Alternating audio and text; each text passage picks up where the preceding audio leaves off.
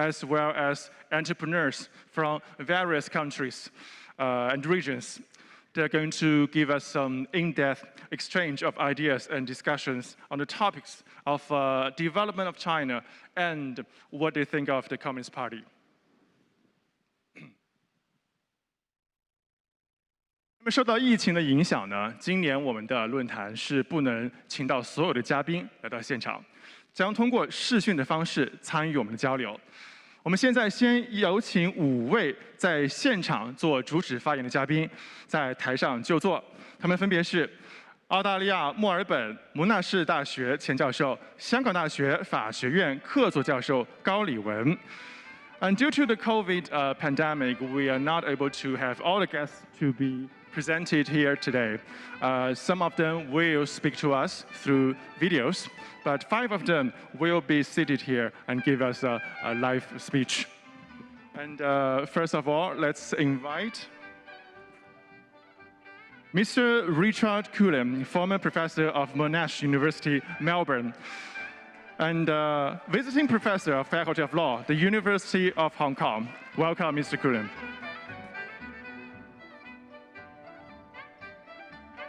I believe this is your seat. Thank you. 还有全球未来研究所创始人及 CEO 陈子俊先生。Mr. Chandran Nair, excuse me for my pronunciation, founder and CEO of Global Institute for Tomorrow. Please take a seat. This one. 香港兰桂坊集团主席、民主思路荣誉顾问盛智文先生。Mr. Alan Zeman, Chairman of Lan Kwai Fang Group in Hong Kong. Welcome. I think in the middle. Thank you. 还有香港大学政治与公共行政学系副教授、中国制度研究中心总监、全国港澳研究会理事严晓俊先生。Mr. Yan Xiaojun, Associate Professor of Department of Politics and Public Administration of the University of Hong Kong and Director of Research Hub on Institutions of China, the University of Hong Kong. Also, he's the council member of Chinese Association of Hong Kong and Macau Studies of China. 我们还有一位是香港岭南大学高级研究员刘淑勇先生。Mr. Liu Shuyong, Senior Research Fellow of Lingnan University, Hong Kong. Please take a seat. Welcome.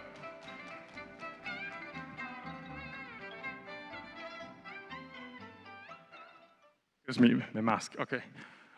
下面我们就快速的进入我们今天的圆桌论坛的环节。Now we're going to go straight forward to the panel discussion session. First of all, please.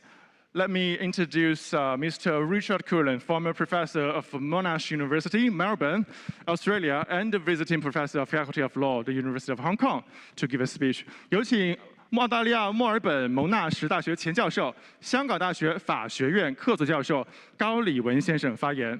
Please. Thank you. Thank you for the introduction, and good afternoon to everyone. Distinguished guests and friends, I'd first like to express my thanks for the invitation to speak at this forum meeting marking 100 years since the founding of the Communist Party of China.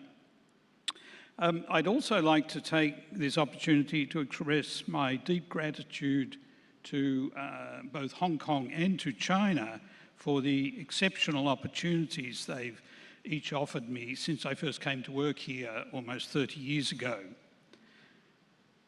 In this short presentation, I've called it Governance That Works.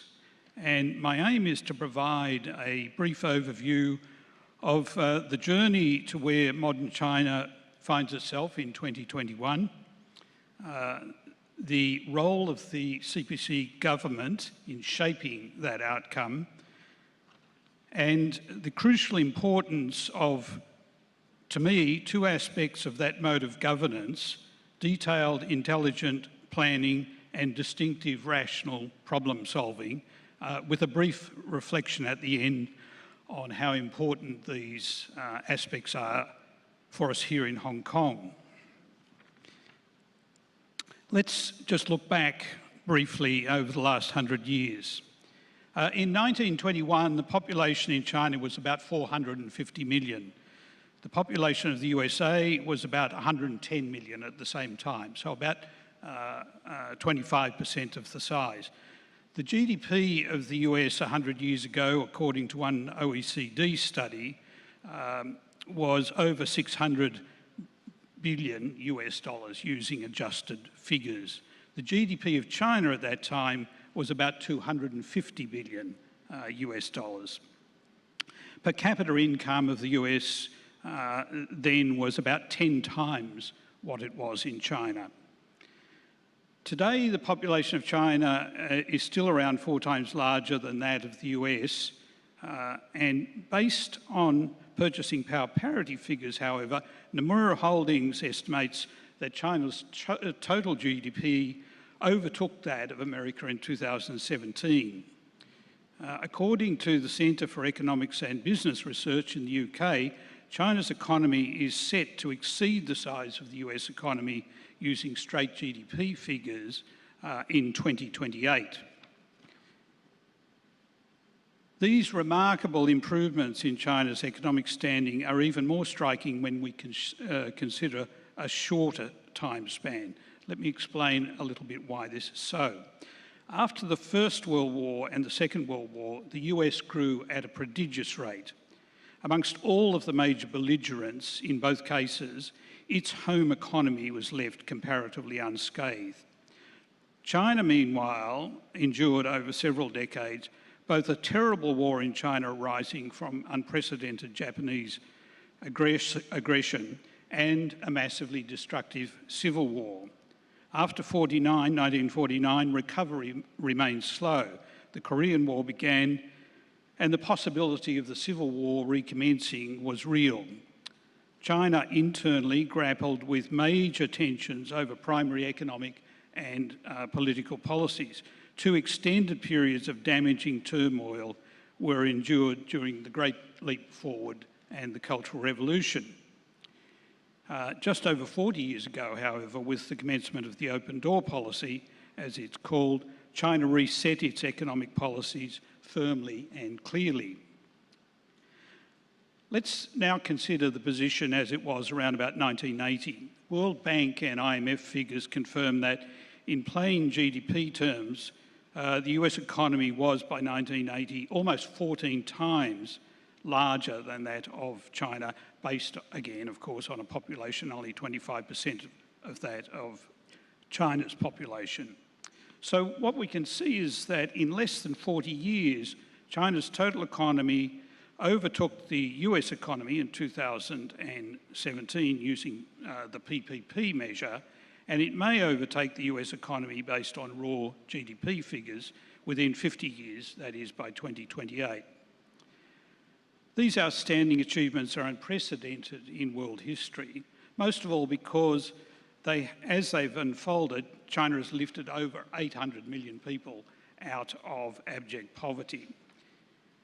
The editors of a recent 700-page study of post-1978 China post-1978, published by the Australian National University in 2018, put it this way, and I quote, "China's reform and opening up is in the process of delivering to 1.4 billion Chinese people the fruits of the most consequential socio-economic change and institutional innovation in human history." The same study observed that between 1978 and 2018, the total GDP in China rose around 45-fold. The Economist and other publications have noted how the PRC has expanded its middle class at a remarkable rate, and the World Bank figures show how China has been responsible for at least 70% of the total world poverty reduction over the last several decades. According to a 2013 assessment arising from the US-based Pew survey of global attitudes, 85% of Chinese people were very satisfied with the country's direction, compared at that time with 35% of US citizens. More recently, a long-term comprehensive PRC study was published by the Ash Center, based at Harvard University, and a 2020 survey was also published by the China Data Lab at the University of California, San Diego. Both of these assessments confirm that the high levels of confidence indicated in the Pew survey have been maintained. Given the steadily rising standards of so many and the extraordinary reduction in abject poverty levels, it's not surprising that China is a state which enjoys comparatively high continuing levels of general, unassuming confidence and optimism. China has managed to rebuild itself fundamentally based on its most abundant resource, its own population. It has traded and educated itself to be where it is placed in the world today. China has taken best advantage of the Western developed world trading system, that is true, but every other large impoverished nation has had the same basic opportunities, in a number of cases blessed with natural resources China can scarcely dream of. Only China has managed this astonishing feat of real growth and to the benefit of hundreds of millions of Chinese people. As China's opening has gathered pace, the PRC has encountered a huge range of problems, including severe challenges related to housing, education, medical services, environmental damage, governance, transparency, corruption, the legal system, public finance, and very high debt levels.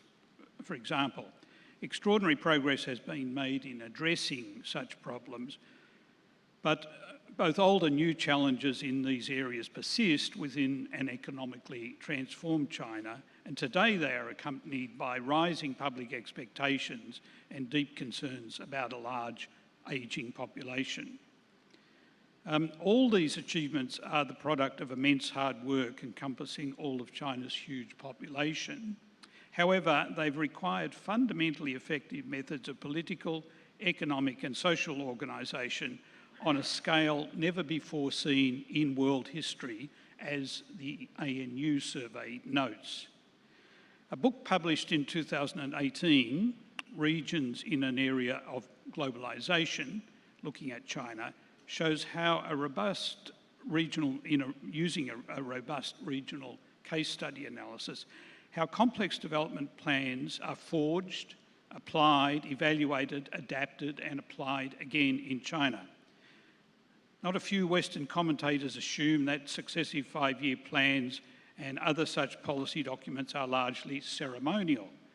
This book, however, shows the many ways in which they have shaped long-term positive developments. Plans such as these are not perfect, of course, but overall they work and work very well. The studies in the book confirm the central importance of continuous, highly informed detailed planning, accompanied with continuous rational problem solving. It's very easy, as I just noted, to dismiss this sort of planning, and this is commonly done indeed in the West, but in fact we can see today an unfavourable consequence of the absence of such planning, a rather remarkable one. The new US President, Joe Biden, has proposed spending over US $4 trillion on rebuilding the American dream.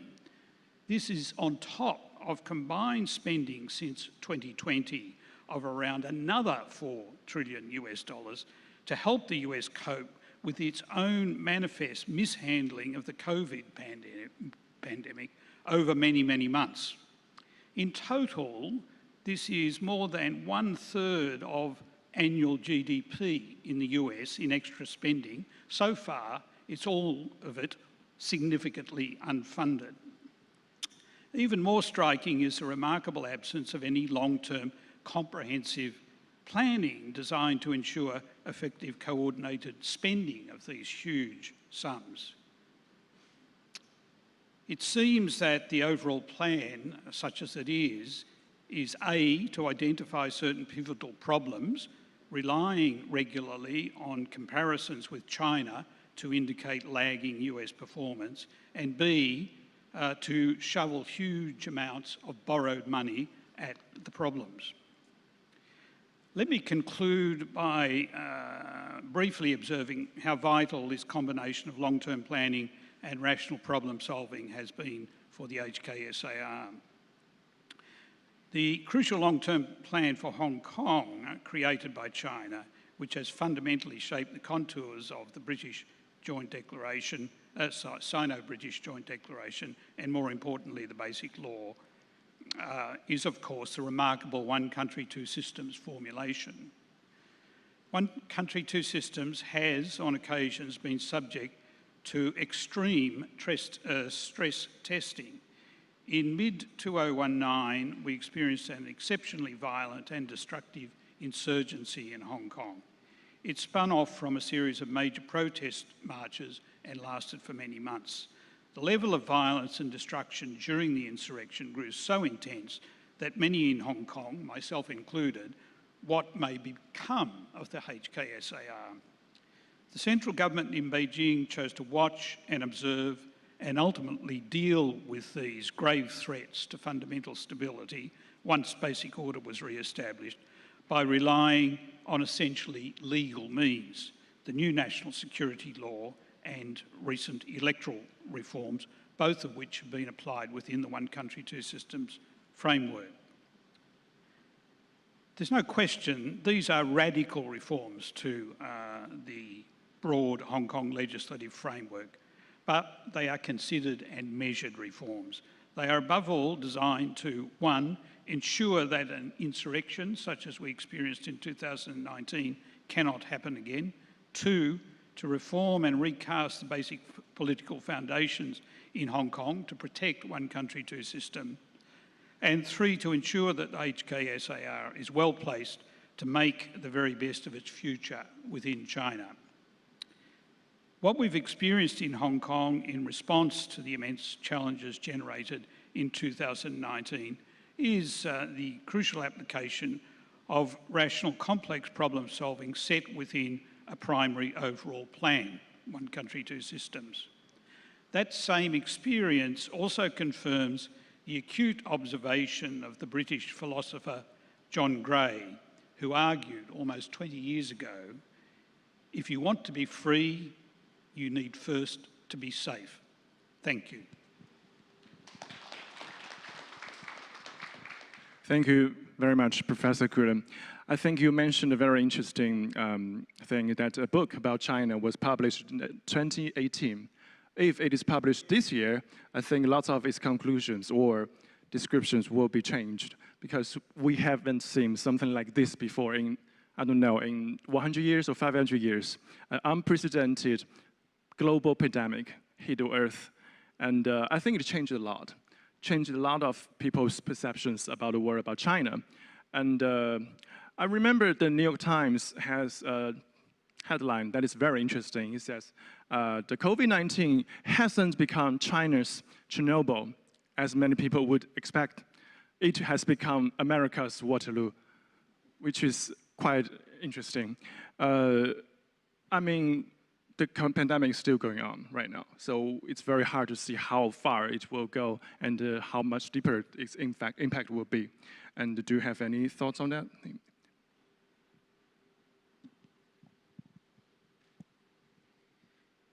Well, it's early days yet, but I'm sure that the lessons coming, especially from the COVID pandemic, are going to be crystallise and become more clear.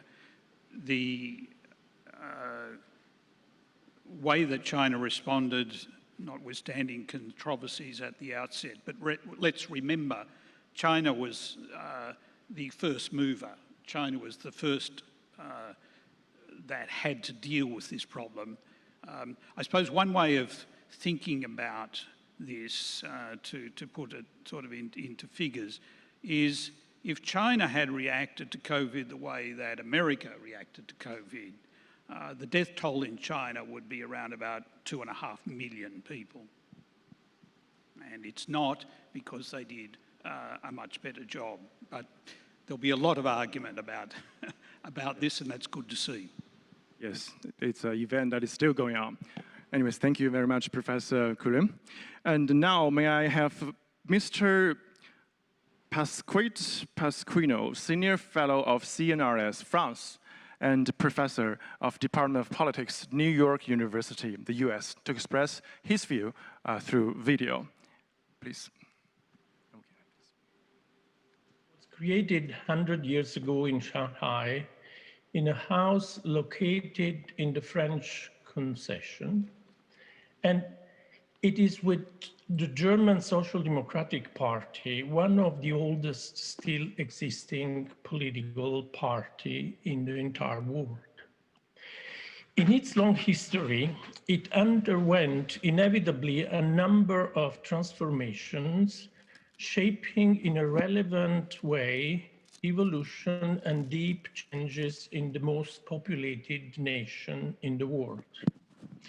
In my short remarks, I'll focus on the last period of this extraordinary travel, which from the point of view I'm familiar with, meaning political and constitutional theory, and which is at the same time remarkable, but not yet entirely clear, at least to Western observers, especially to those who were familiar with the China of Mao. I don't need to remind the public of this meeting what both China's leaders and citizens have been able to achieve in economic development since the governance of Deng Xiaoping.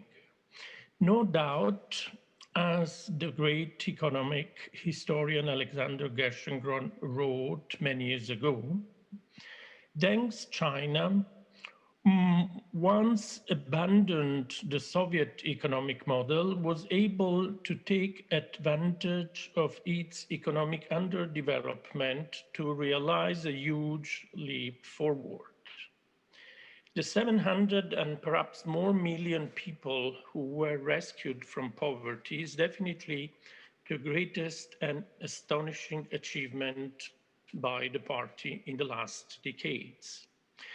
In a sense, more surprising is that the party was able to survive and to make his modernizing transformation after the collapse of the Soviet system, and to give birth to a new regime that we still need to understand closely.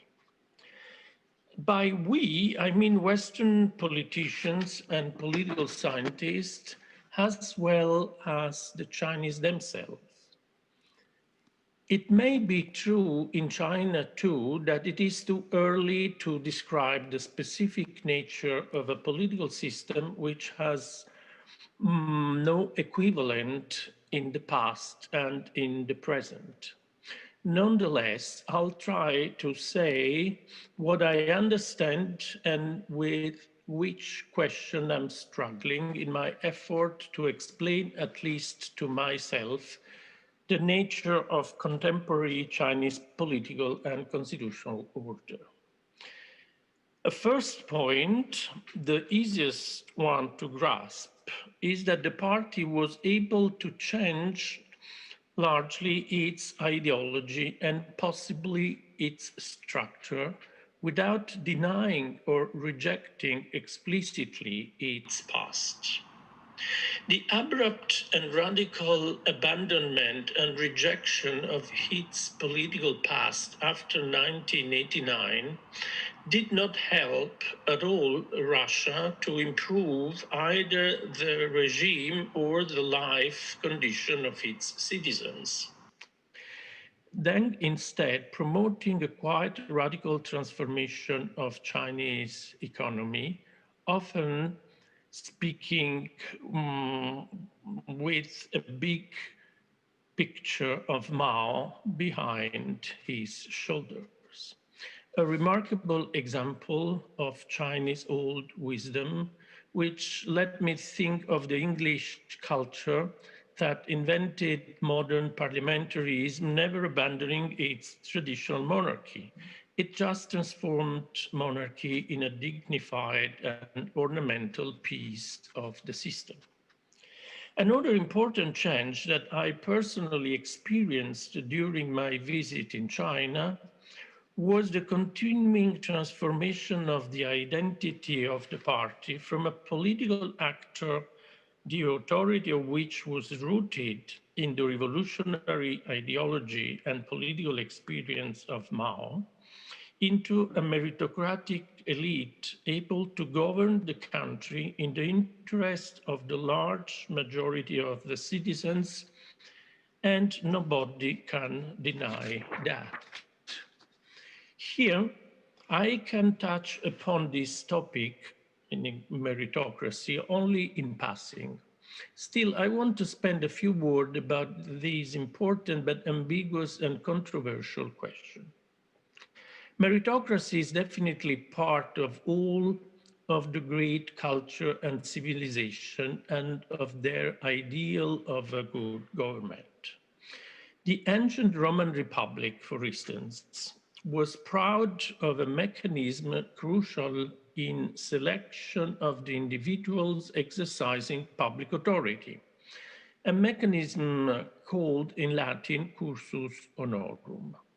This expression referred to the rule according to which, to access political function, a Roman citizen had to go through a number of inferior public magistracy, meaning public functions, to show its ability to govern in public interest. The citizens, even from an aristocratic family, could not jump directly to the most important governmental position without going up step by step and showing his qualities and capabilities to pretend more relevant roles. This model is somehow alive and I believe encouraged by the Chinese party as to the internal career. In a very old and linguistically high sophisticated culture as the Chinese one, meritocracy was strictly connected with the general system of competitive exams.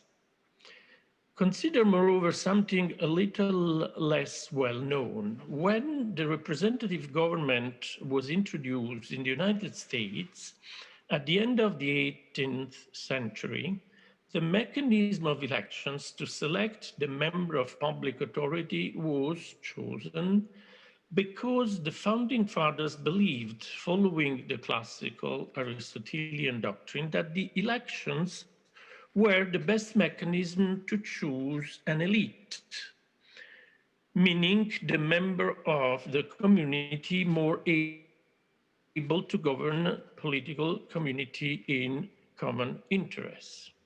The equalitarian dimension introduced later on by the universal suffrage, mostly in the 20th century, overcame and obfuscated the original conception, which stressed instead the meritocratic elitist element of the electoral legitimacy.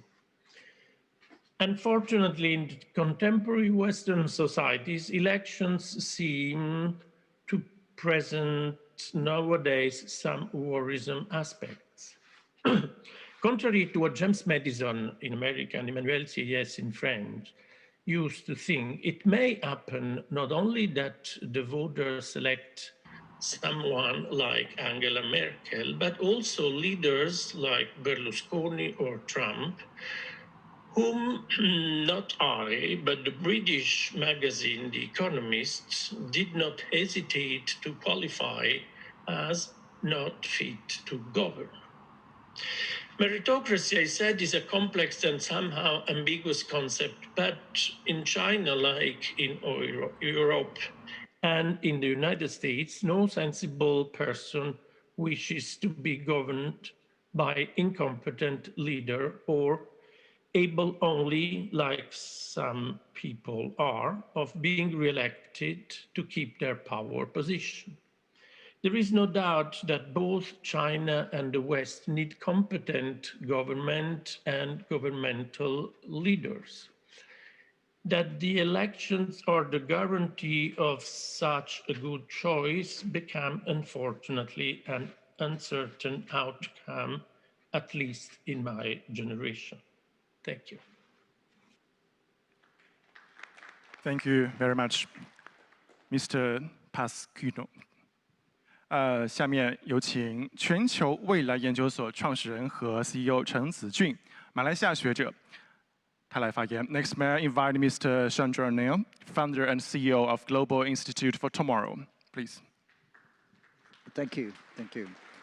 So maybe it's my culture, but I feel I should stand up and be respectful for the audience. So allow me to stand up and say a few words. Because if I sit down also, I feel a bit cramped. So let me start by saying that most of what we've heard today, I found very enlightening. We've heard about the great achievements of China under the CCP. We've heard also about the challenges that China will face as it's confronted with different ideological systems, the tensions with the West. What I'd like to take a few minutes to talk about is how do other people who are not in the Western world feel about China, and what obligations and responsibilities does China have, and the opportunities that the CCP has to address some of these concerns. So that's where I would like to come from. So before I get there, you might say, well, what does this guy know about China? Why is he interested? Well, I've been living in Hong Kong for a long time. Not as long as Mr. Zeman here, but long enough. But really, I come from Southeast Asia, from a very small country called Malaysia. My parents are originally from India. When I was brought up, when I was growing up, the Vietnam War was raging in Southeast Asia. As members of the Commonwealth under the British Empire and under the influence of the American influence, etc., I was brought up fearing the communists. Everything I heard was those nasty communists are going to get us. So those of you who know history will know that there was something called the domino theory, that as soon as Vietnam fell, aided by the Chinese, then they would come to Thailand, they would come to Malaysia and sweep across Southeast Asia, and we'd all be living under those conditions of the horrible communist Chinese. This is true. This is what my whole teenage years were about. Then, as life goes on, I went to Africa for a few years as part of my work and studies, etc. And I noticed, and I landed in Africa in the 80s, where the liberation wars were at their peak, particularly in Southern Africa. And I noticed that everyone who was fighting for liberation in Southern Africa, from Angola to Mozambique to Namibia to Zimbabwe, were all called communists.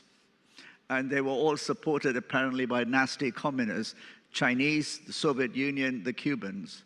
This made me realize essentially the word communism and communists were aligned with essentially a narrative to demonize people who were fighting for freedom.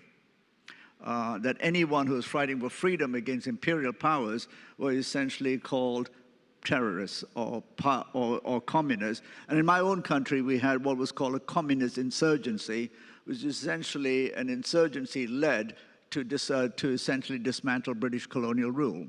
So thereby I understood that there was an ideological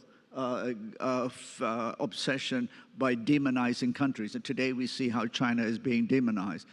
Long story short, that led me to a great interest in this country called China. I was sitting in Africa for the first time. Being brought up in Malaysia, of course, I was very close to Chinese culture. I learned to eat with chopsticks and char siu pao and all of that at the age of 3.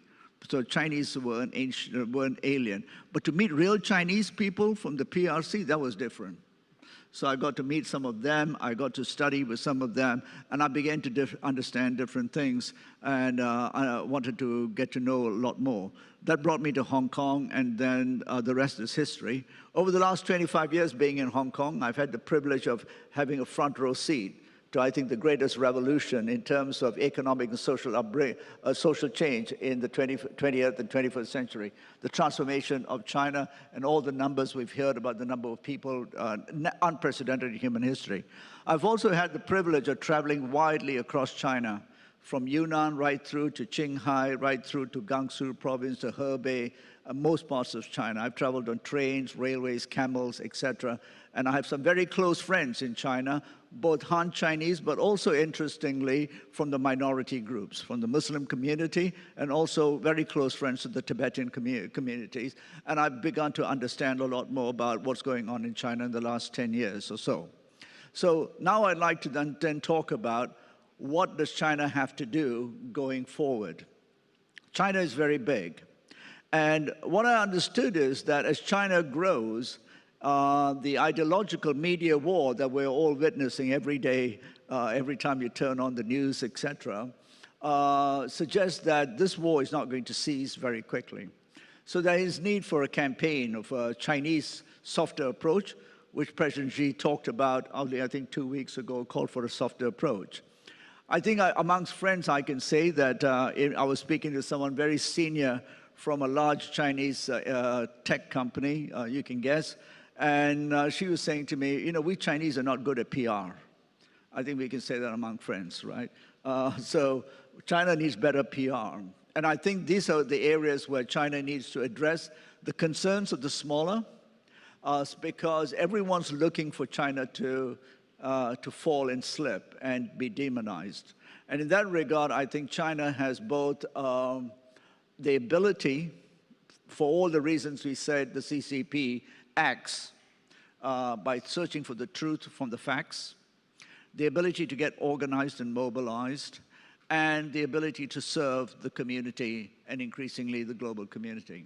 Because China is so big, there is no denying that China's rise has impacts all over the world. We would be foolish to not acknowledge that. Those impacts can be viewed through different lenses. All of us can see those differently. But I want to go back to Southeast Asia from where I come from. So China has a long history of association with populations in Southeast Asia.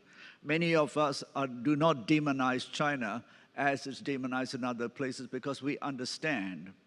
But I think China must reach out to understand the concerns because it's so big.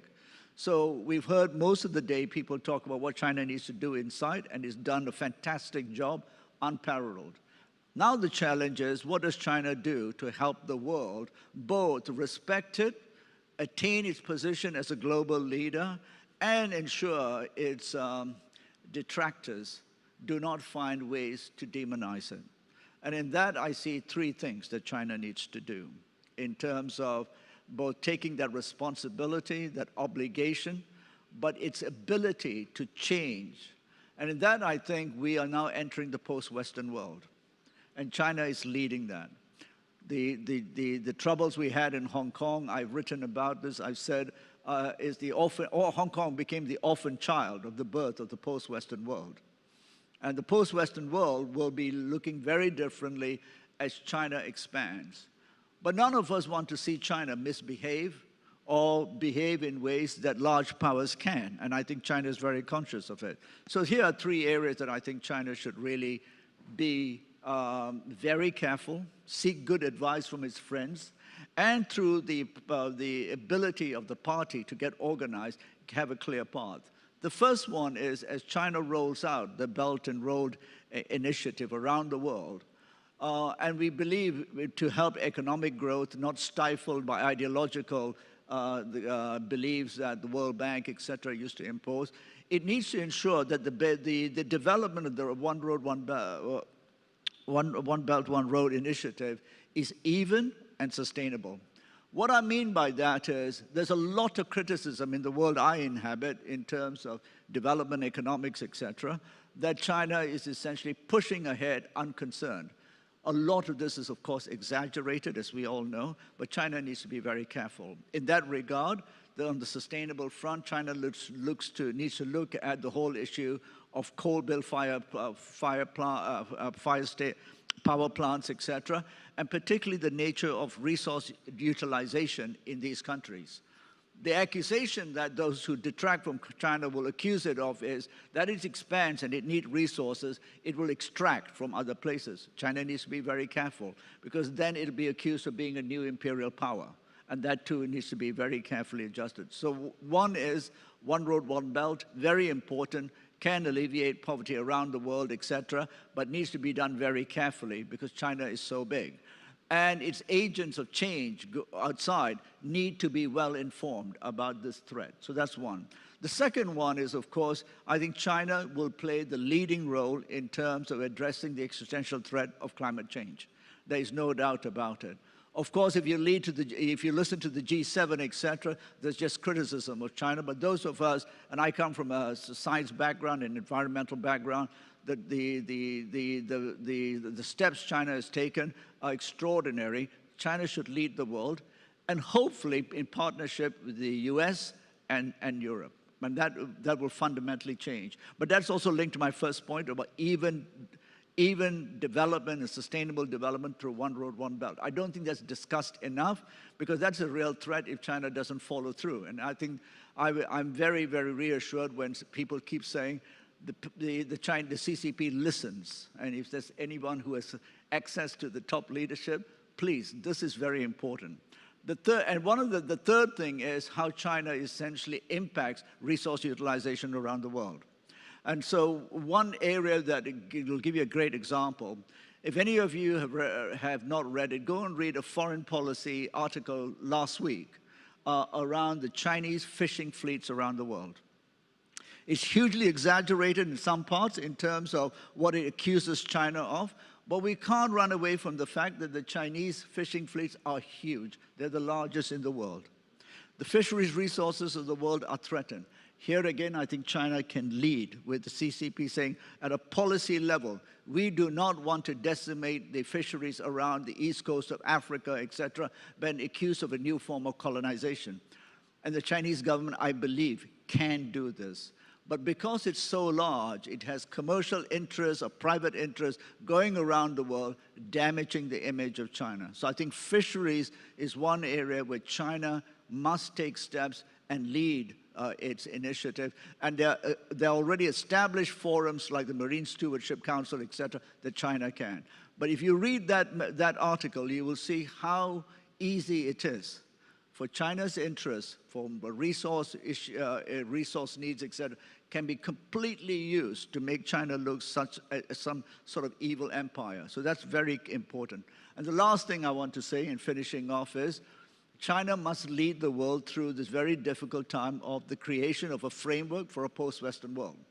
The whole sort of rules-based Western system is essentially past its sell-by date. We can all criticize it in different ways, but there's an inevitability that we are moving into a new rules-based order. It's not led by the West. This will be a struggle for the next 20 years, and China, for all the reasons we've discussed, can be part of it. But it needs to bring the other smaller countries together with it, and essentially also not simply be driven by its self-interest. So to finish off, I think, in terms of the next 100 years of the CCP, the Chinese system, would be to address these issues in a way that understands that smaller nations will be essentially worried if China doesn't essentially spread its influence in an even way. We all know when large countries arise, there are ripple effects. And that, I think, the CCP needs to be very conscious of. And to do that, my main point is there needs to be, I think at the highest level, they understand. But right across China, particularly in business interests, etc., there needs to be a mindset shift. And there too, I think the CCP can influence mindsets so that companies that go into Southeast Asia, go to Africa, etc., are very conscious of their obligation and the reputation of China if they behave badly. And this, I think, is something that is not discussed enough. And therein, I'll finish off by saying, I think it was so important that President Xi 2 weeks ago said, we need to be smarter in telling our story, but we can't just have propaganda. We need to follow the facts. We need to follow the science, and then we need action, and we need a softer approach. So those would be my points to share, and to wish the Chinese government and the CCP 100 more years of even sustainable development and caring for the rest of the world in partnership with the great powers. Thank you. Thank you very much, Mr. Chandra. Speaking of the relationship between the West and China, I'm a news anchor, so 2 days ago I was reporting on one piece of news. The NATO listed China as the systematic challenge to NATO for the first time in history. Well, China is probably the furthest country from the Atlantic Ocean, and they have to do that. And I remember the Secretary of NATO spoke to the media before entering the meeting room, say China is not an enemy or a competitor. But after the meeting with Biden, everything changed. Anyways, I think pointing fingers is always easy. You said when you grew up, communism is never a good word. Yes, that's interesting, because when I was growing up, capitalism is never a good word. Exactly. It's even worse than Kuomintang, whatever. Yeah. I was growing up in Shenzhen, and when I was 16 or 17, we had an English teacher from America, and he's very disappointed, because he said, this is not what I think about China, this is Los Angeles. So, well, he's from Tennessee, so I understand now.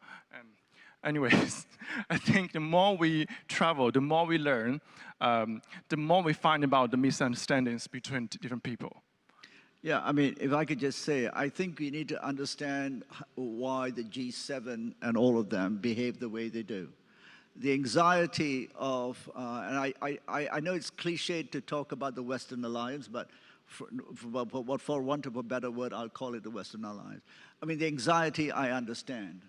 But with the greater, over the span of history, what we need to understand is that for the first time in perhaps 400 or 500 years, a Western civilization is confronted with the rise of a non-Western civilization. You have to look at history. So for 500 years, the world has known nothing but the domination of Western civilization over the rest of the world. We can talk about all the atrocities, etc., but that is the world in which Western democracies essentially have thrived on. To lose that dominance is very difficult. So I understand their pain, but it does not excuse the behavior of trying to hold back other countries like China. The question for me will be, how will China behave, which is what I talked about, and that's where I think the CCP's ideology, the Chinese culture, becomes so important so that they don't repeat those mistakes. But you've got to understand that the Western, the NATO and all of that is essentially an inability to come to terms with the loss of power. And that's fundamental to understand. Well, thank you very much. That's an interesting topic. Okay, next, may we please invite Mr. Alan Zeman, Chairman of Lan Kwai Fong Group, Hong Kong, to give us a speech. Thank you.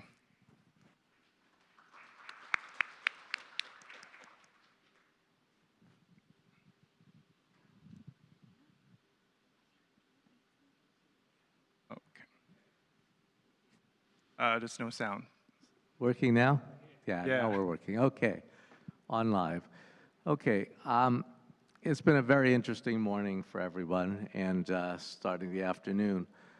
And I was sitting and listening to all the speakers and thought about what I could say and what I could talk about.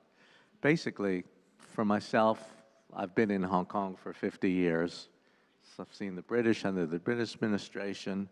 But I thought I'd like to talk about, since this is the 100th anniversary of CCP coming up. I've been in China for 45 years. I actually had my first office in Changsha, Hunan, 45 years ago.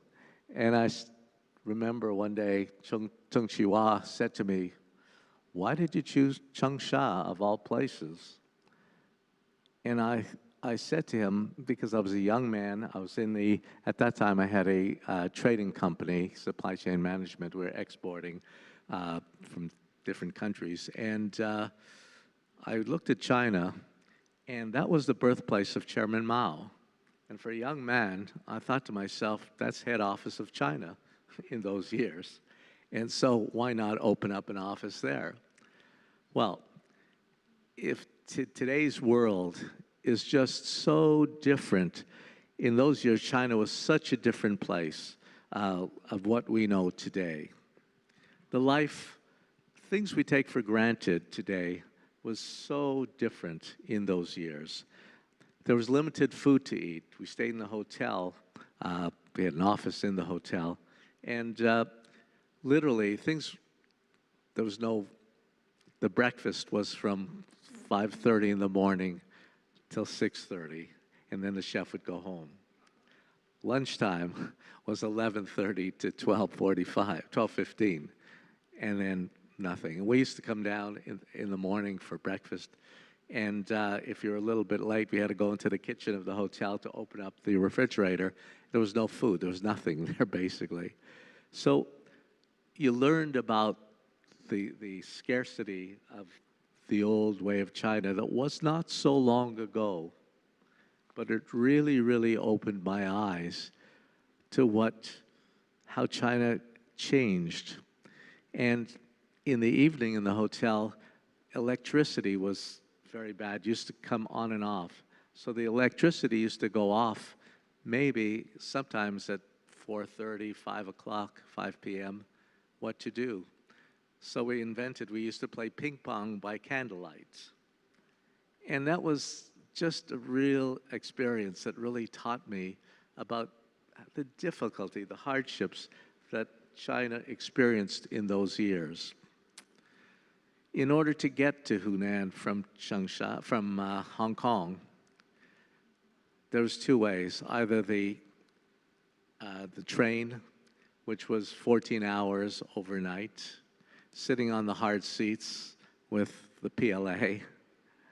If you were lucky, you could pay off someone, a conductor, and they had one sleeper car with two uppers and two lowers, and usually reserved for military.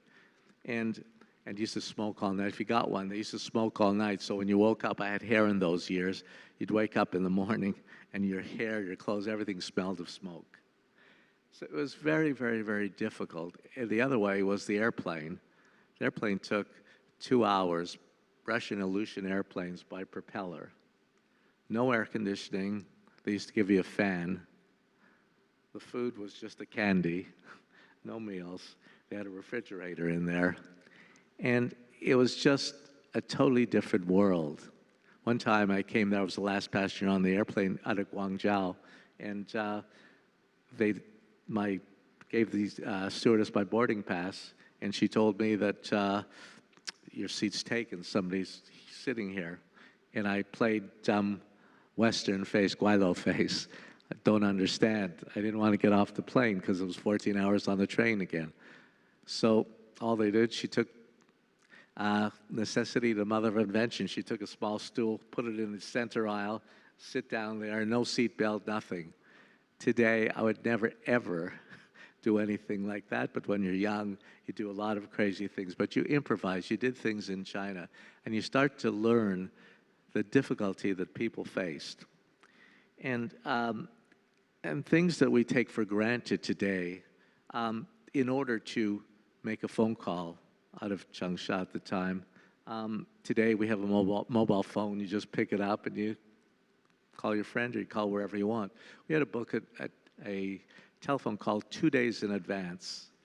And the operator just go from Changsha to Shanghai to Beijing, the old switchboard operator that they used to put the cable into the board. And so it really, you had to plan everything. Everything was totally, totally different. And technology, of course, was non-existent. There's not very many cars on the road. Today, of course, China is the #1 automobile place in the world. In those years, very, very limited cars. People didn't travel much. And then I watched over the years the changes that took place in China. And I did business in many, many different provinces. I love China because every city had a different culture. Although it's one country, but it's made up of so many different, basically, cultures.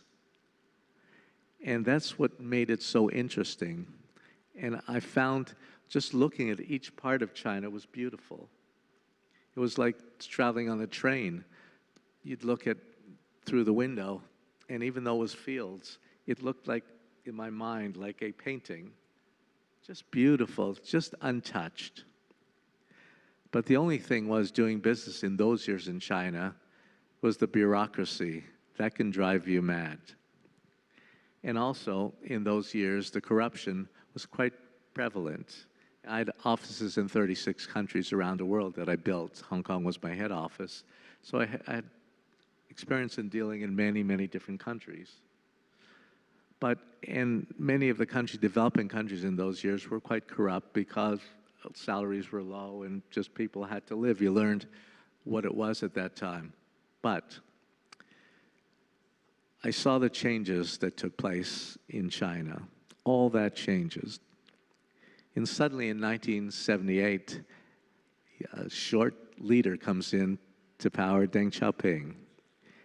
And he was a brilliant man. He was all brain, literally. Decided we need to open up China. We need to change things. And he presented a picture that China must change. I remember in those years, Hong Kong people were very, very nervous. Oh my God, we're going from British rule back to China. And people didn't know what to do. And Deng Xiaoping comes up with something. If a cat is black, it doesn't matter if a cat is black or white, as long as it catches mice, it's a good cat. And so suddenly he came up with one country, two systems. Don't worry, you'll have your system, everything will be okay. And so people started to relax because we could have our system. The big problem with the system was, in the history of the world, there's never been one country, one city going back from one country to another. And so there's no template for it. And so really when 97 came, it was like the Wild West. Everybody had a different idea of what Hong Kong needs to be. Young people didn't know, am I Chinese? Am I Hong Kongese? Am I British? Am I American? Because there's no template for it. And China at that time had hands off because they were not so familiar. No one was with one country, two systems. The problem that we made at the time was that every country needs to have national education. When I was growing up in Canada as a young man, every morning when I was in school, saluted the British flag and sang God Save the Queen.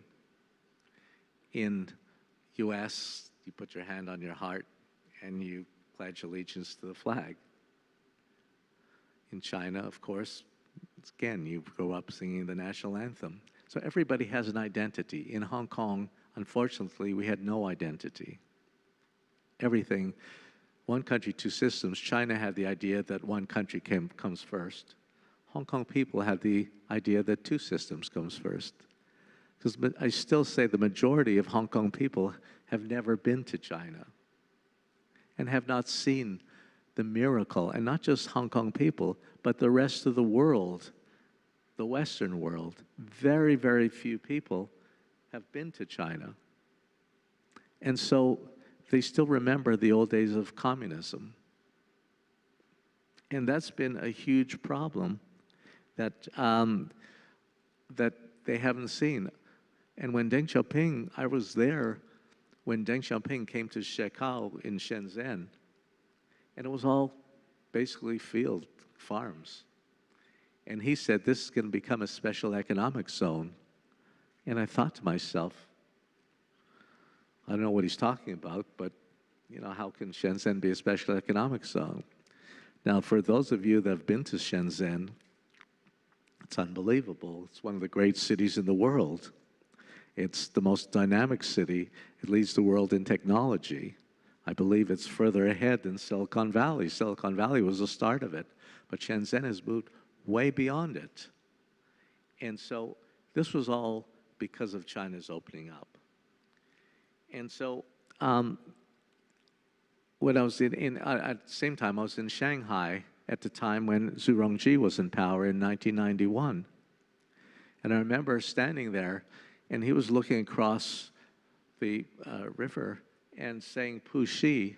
We were in Puxi, and he's looking, and it's like he was looking across, and he's saying that Pudong is going to be the financial center of Shanghai. And I thought to myself, there's no way. Again, it's all farmland. But those of you that have been to Shanghai today, Pudong is incredible. All the tall buildings, the financial center, everything that they do, that's the power of China. That's why China has been able to move so quickly. And today, when I was experiencing the changes taking place, look at China, the airports in China. Every city, in the old days, we used to fly in, and the airports were old, and it was a different system. Today, if you look at Beijing Daxing International Airport, take it as an example, it's one of the most advanced airports in the world. Guangzhou has most passengers in the world. I mean, we just keep going on. I sit on the Hong Kong Airport Authority Board, and I can tell you, of course, we're very proud of our Hong Kong airport, but literally every city in China has airports. I went back to the US 5 or 6 years ago. I hadn't been there for many, many years. New York LaGuardia Airport hasn't changed. Los Angeles Airport hasn't changed. The infrastructure is falling apart. Still, the bridges are still the same as when I left them, the Midtown Tunnel. China's infrastructure is amazing. The life of the people got better and better over the years. That was something that I experienced. And so the CCP is actually celebrating its 100th year anniversary. The governance of China, especially, is really one of the most admired systems in the world as far as I'm concerned, because it's the most misunderstood system. But with 1.4 billion people, that system, when you have that many people, that system really works. Because in 40 years, no other system has been able to take 600 million people out of poverty, lifted 600 million people out of poverty, and created a strong middle class, which is double the size of the United States. And so they have spending power. The system has become the model, to me, the model for the world. Because now, after President Xi came into power, he cleaned up corruption, he did everything possible, had a vision for the country, the way forward, and his vision has been followed. And we can see he doesn't want to depend just on GDP by export for GDP. He's now going for domestic spending, so they don't have to rely on the US after all the problems that they had with tariffs, with the wars, with all that kind of thing. And then I look at the system in the US, which was before the American dream. Everybody looked up to the American dream. Today, I call it the American nightmare. The system actually is broken. The system, Western democracies as we know it, really does not work. It's not what we were taught. It's not what we envisioned. As other speakers have said, when I was growing up, I was taught communism is bad. But you know, China is communist, but it's socialist. Communism has changed. And it's not only socialist, but what China has, it has capitalism, which we see the top tier, like Alibaba, Jack Ma, we have Tencent, JD.com, all the giant companies now, Huawei, all the companies in China, which are all basically capitalist, but with socialist principles. And then on the other hand, you have the middle class and the lower class, which practices socialism. And that's really what has given the life for the 600, for people, brought them out of poverty and gave them a much better life in China. Today, the people in China have as far as I'm concerned, because I have many offices in China, my staff live better than many people here in Hong Kong, and then better than most places in the world. The United States, for argument's sake, they have capitalism, which is the Republican Party, and just care about the top 3, 4, 5%. The rest of the population, the Democrats, are socialistic. They care about the middle class and the lower class. The lower class in the U.S. today are living in tents because nobody cares about them. The black population is still slaves in the United States. So that system does not work and needs a lot of adjustment.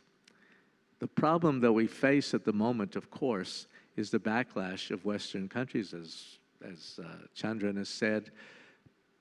The Western countries, democracies, worry about the rise of China. And that's something that is understandable. But if you go back in history, you look at the Greek Empire, the Roman Empire, the British Empire, they all were on top at one time, and then things changed. The future for China is just immense. And I can tell you, the system of which President Xi has done, it's amazing. And then China's changing dramatically. And what really changed China, and I can see the changes of the people, 2 months ago, we had the summit between the US and China in Alaska. And at that time, you had Wang Yi and Yang Jiechi that were there. In the past, the US used to scold China for about an hour, usually, to tell them how their system was not good. They're worried about human rights. They're worried about Hong Kong, all the other things that they could put together. But at that time, the first time that I've ever seen Chinese leaders say, hold on a minute. Before you lecture us, let us tell you, look at your system. Fix your system first before you come and tell us what to do about our system. We're very proud of our system because our system really does work. And that's because of the Chinese Communist Party, the system that really has worked. And as we saw earlier, there was and after that, when they went back to China, the face, and I could see a change in all the Chinese people suddenly feeling very proud. In the past, I always felt a bit of inferiority of Chinese people towards Westerners, because they always thought the Americans, the Western way was the right model. But I could see the change now that our model really, really does work. And in 2008, I saw the changes, I was so confident about China. I had a Canadian passport. I changed my passport to a Chinese passport. I had to give up my Canadian passport. So I was all in because I see the future. And the future is China. And I was proud to be Chinese by nationality, although I don't have a Chinese face. But inside, I'm Chinese. My passport, my nationality is Chinese, says Chinese. I always have problems when I go through borders. Thank you. Because usually the immigration official in the United States or somewhere else looks at me and says, you don't look Chinese. And I tell them it's a genetic problem. It's easier to tell them that. But now, the rest of the world is looking through China through different eyes. It'll take time. China needs the soft power in order to bring where people can see their system. China does not want to expand their system around the world. China's just happy, as we know, the Chinese Communist Party is the party of the people, and really cares about the people, cares about making their life easier. Everyone has opportunity for people who want to be capitalists and people who want to be socialist and really improving their lifestyle. And so that's why I look at the future of China, and I just see only bright things ahead for China. And since we don't have so much time, I see very bright things for Hong Kong alongside in the new patriotic people, who will govern Hong Kong, and that's a whole other discussion, but I can go into that. I know we don't have enough time. But one thing I want to leave you with, that in the past, the East always looked to the West to get inspiration. In the next 10, 15 years, the West will be looking to the East more and more. So we can all hold our head up high, because going into the future, I can tell you, this is the place to be. And I tell all young people, the way I came out here when I was a young man and made my fortune out here, I tell all young people, if I had to do it all over again, I'd be in China today. Thank you very, very much. Thank you very much, Mr. Zimmer.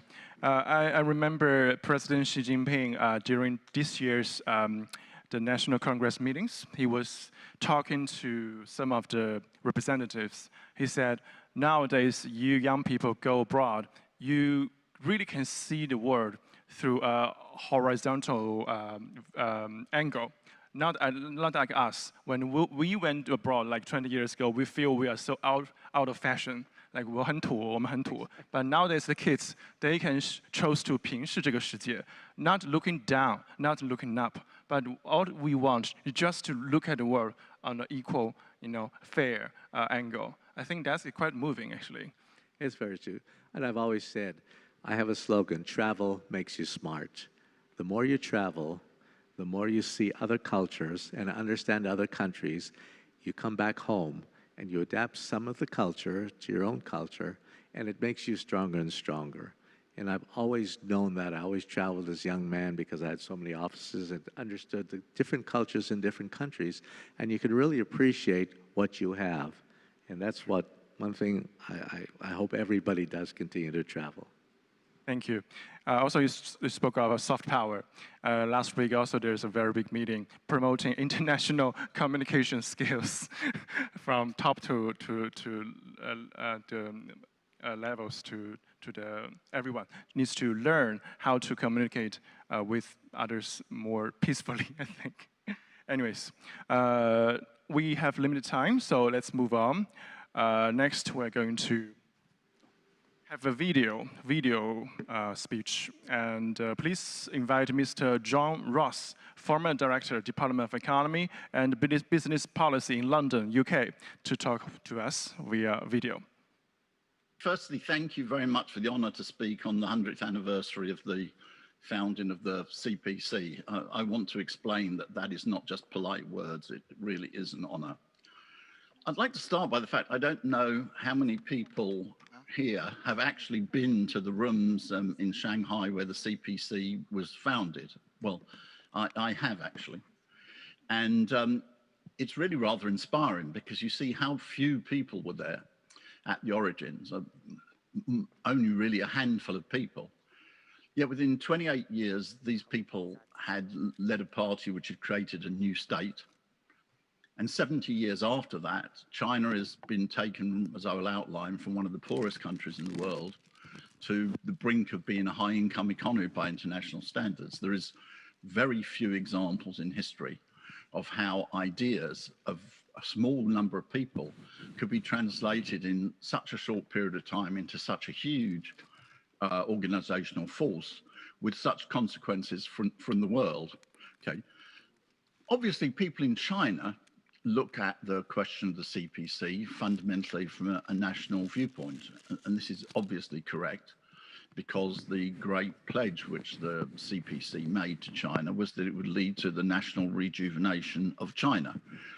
So I don't want to take away from that perspective at all, but I think it's also useful to make some international comparisons, because that gives you not merely an indication of what is the scale of the CPC's achievement, but I think it actually casts some indication on the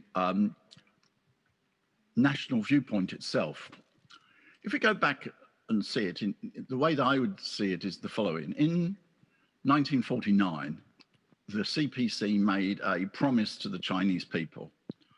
It said, if you adopt our program, our methods, and the path that we propose, the century of humiliation of China, which started with the invasions of the Opium Wars, will be brought to an end, and China will regain its place in the world, not as better than any other country, but with no other country being better than China.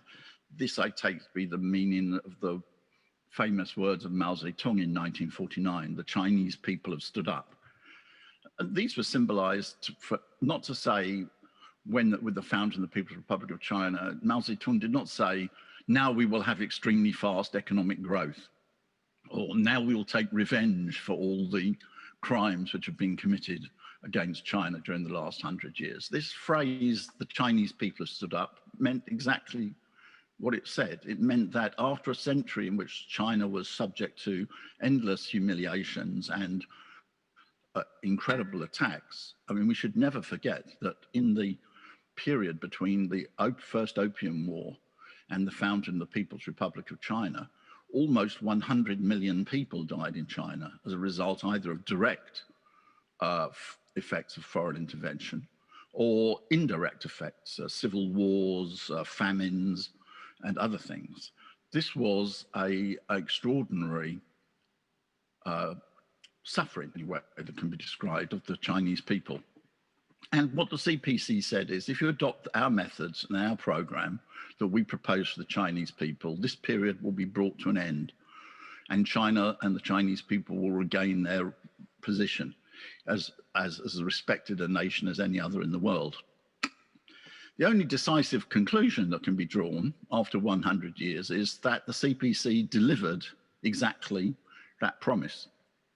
Indeed, I would put it very simply that the social and economic achievements of China since the founding of the People's Republic of China, which are of course led by the CPC, are the largest of any country in the whole of human history, and have improved the position of the largest number of people and the largest proportion of humanity of any country in human history.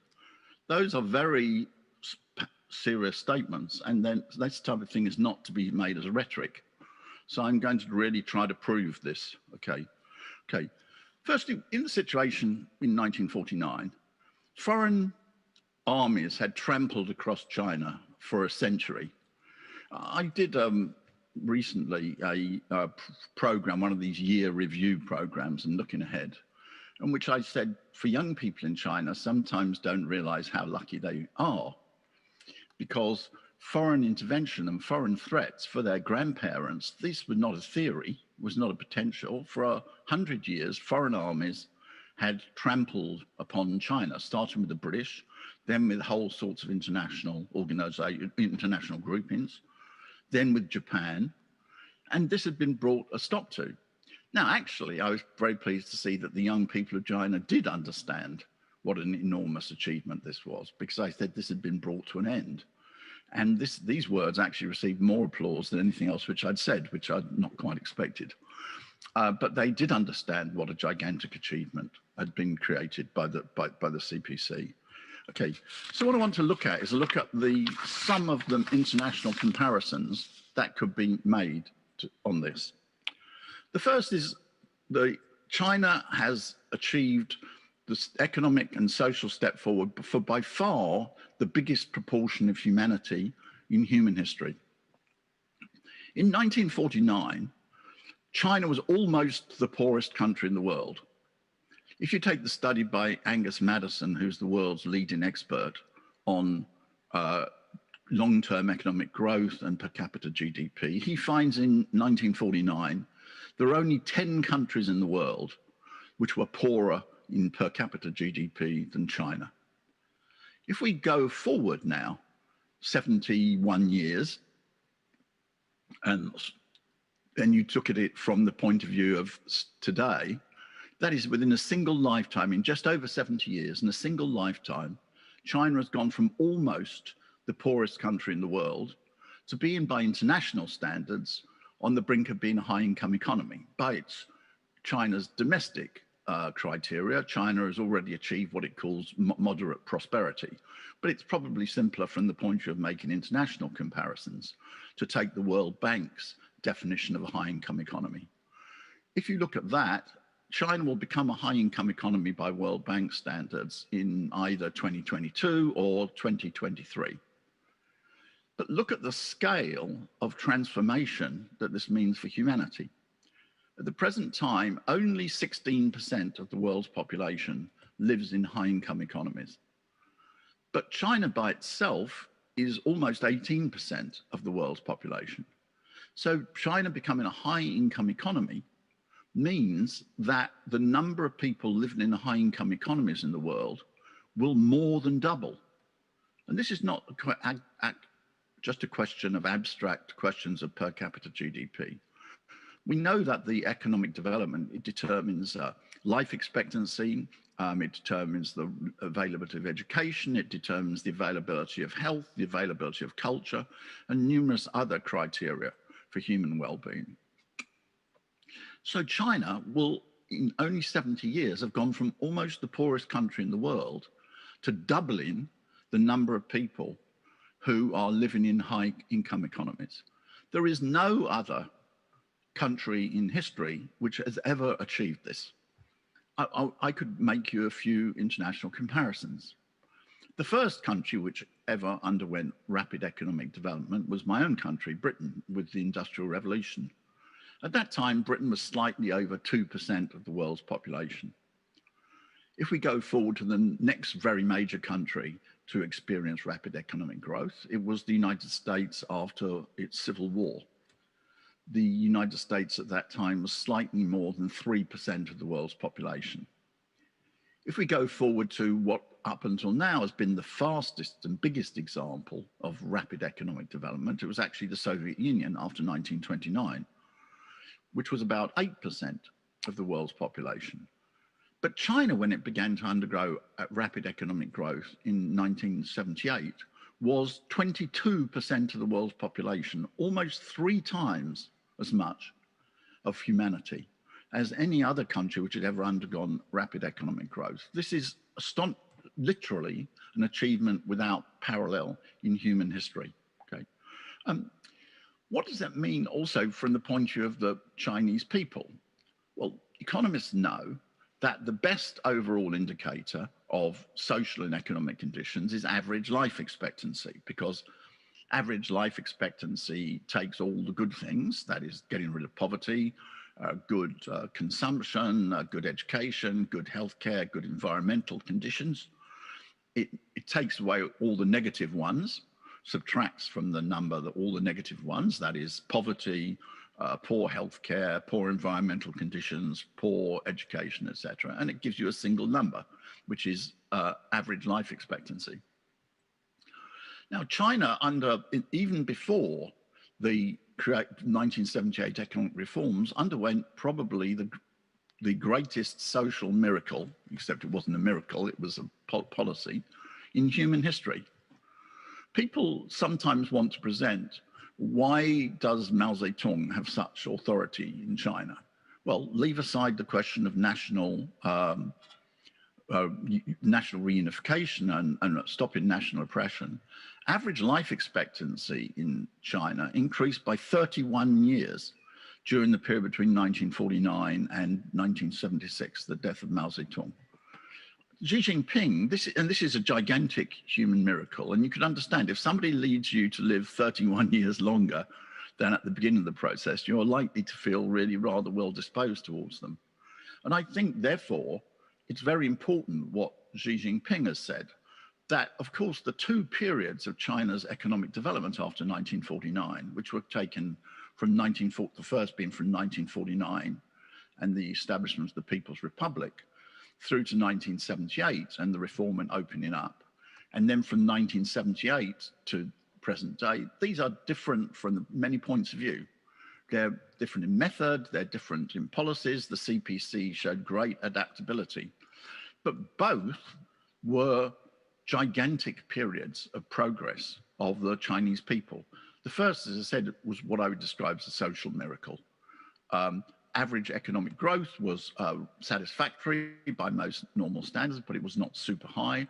But the improvement in health, education, life expectancy of the Chinese people is the biggest of any major country in human history.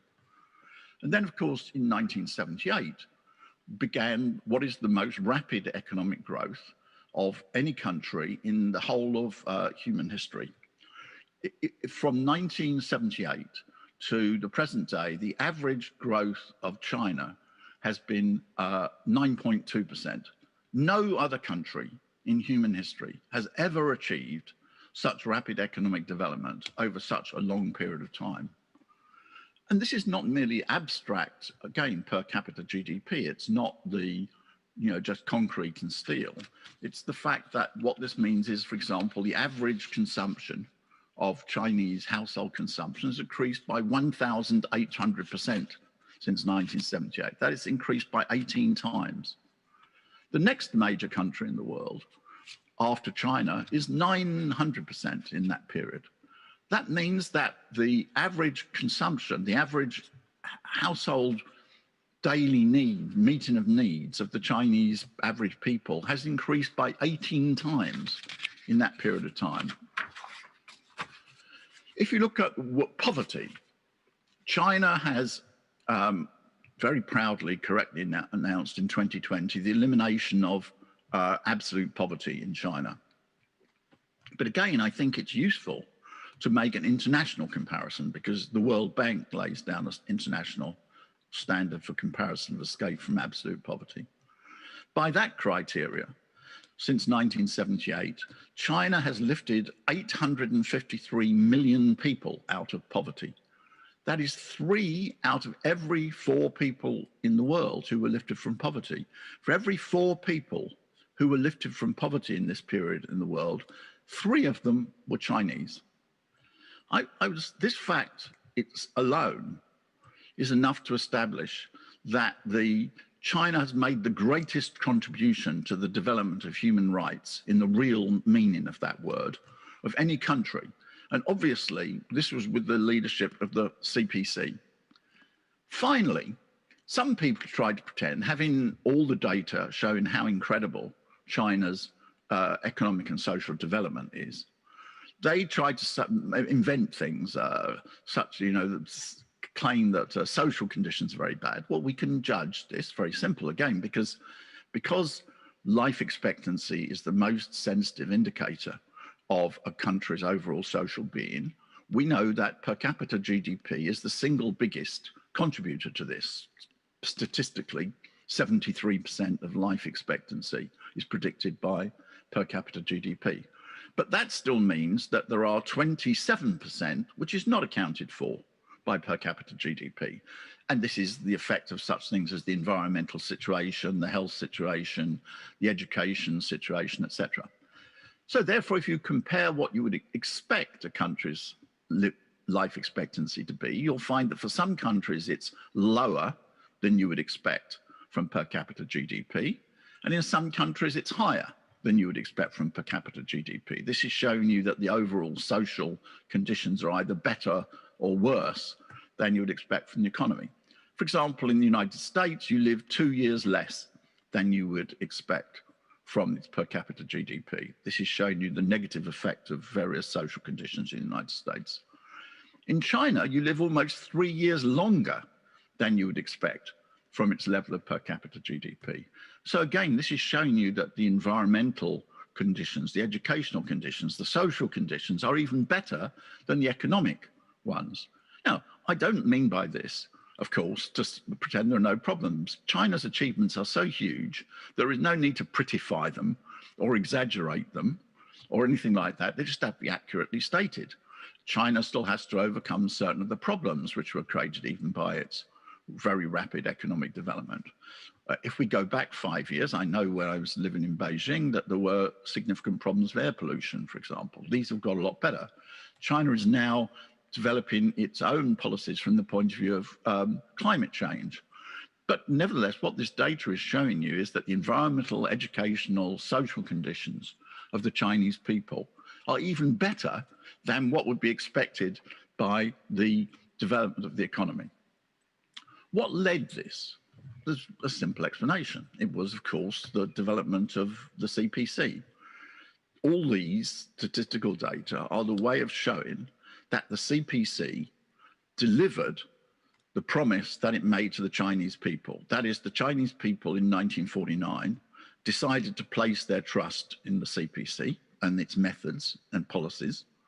And the CPC did not let the Chinese people down. It delivered what it was said it was going to do. And what did this produce? This produced the greatest improvement in the largest number of people and the greatest proportion of humanity in the whole of human history. That is what is the achievement of 100 years of the CPC. And that is why I'm both delighted and very honored to be asked to speak on this subject. Thank you very much for listening. Thank you very much, Professor Ross. Now, may I have Mr. Vladimir Petrovsky, Chief Researcher of Institute of Far Eastern Studies, Russian Academy of Science, and member of Russian International Affairs Council, to deliver a speech via video. I'm really happy to be with us today for our conference to celebrate the 100th anniversary of the Communist Party of China. I think this is really a historic event which we should celebrate together and consider the historic importance of this. As we celebrate this very special anniversary, we should consider that it is of the great importance not only for China, but really for the rest of the world. Keeping in mind that more than 70 out of 100 years of its existence, the Communist Party of China was a ruling Marxist party, and which is a remarkable achievement in itself. So, and to this extent, I think that the newest period of the Communist Party of China, which is, as you know, the period of openness and reform, should be specially considered to better understand what is really the importance of the CPC as a ruling party. And to better understand this, I think we should turn to the history of the second part of the 20th century and the first decade of this century, because, you know, by the end of the 20th century, the future of socialism really depended on its ability and its capacity to reform itself. Which means that all those who were not able to do this, like the Communist Party of the Soviet Union and the Soviet Union, they unfortunately ceased to exist.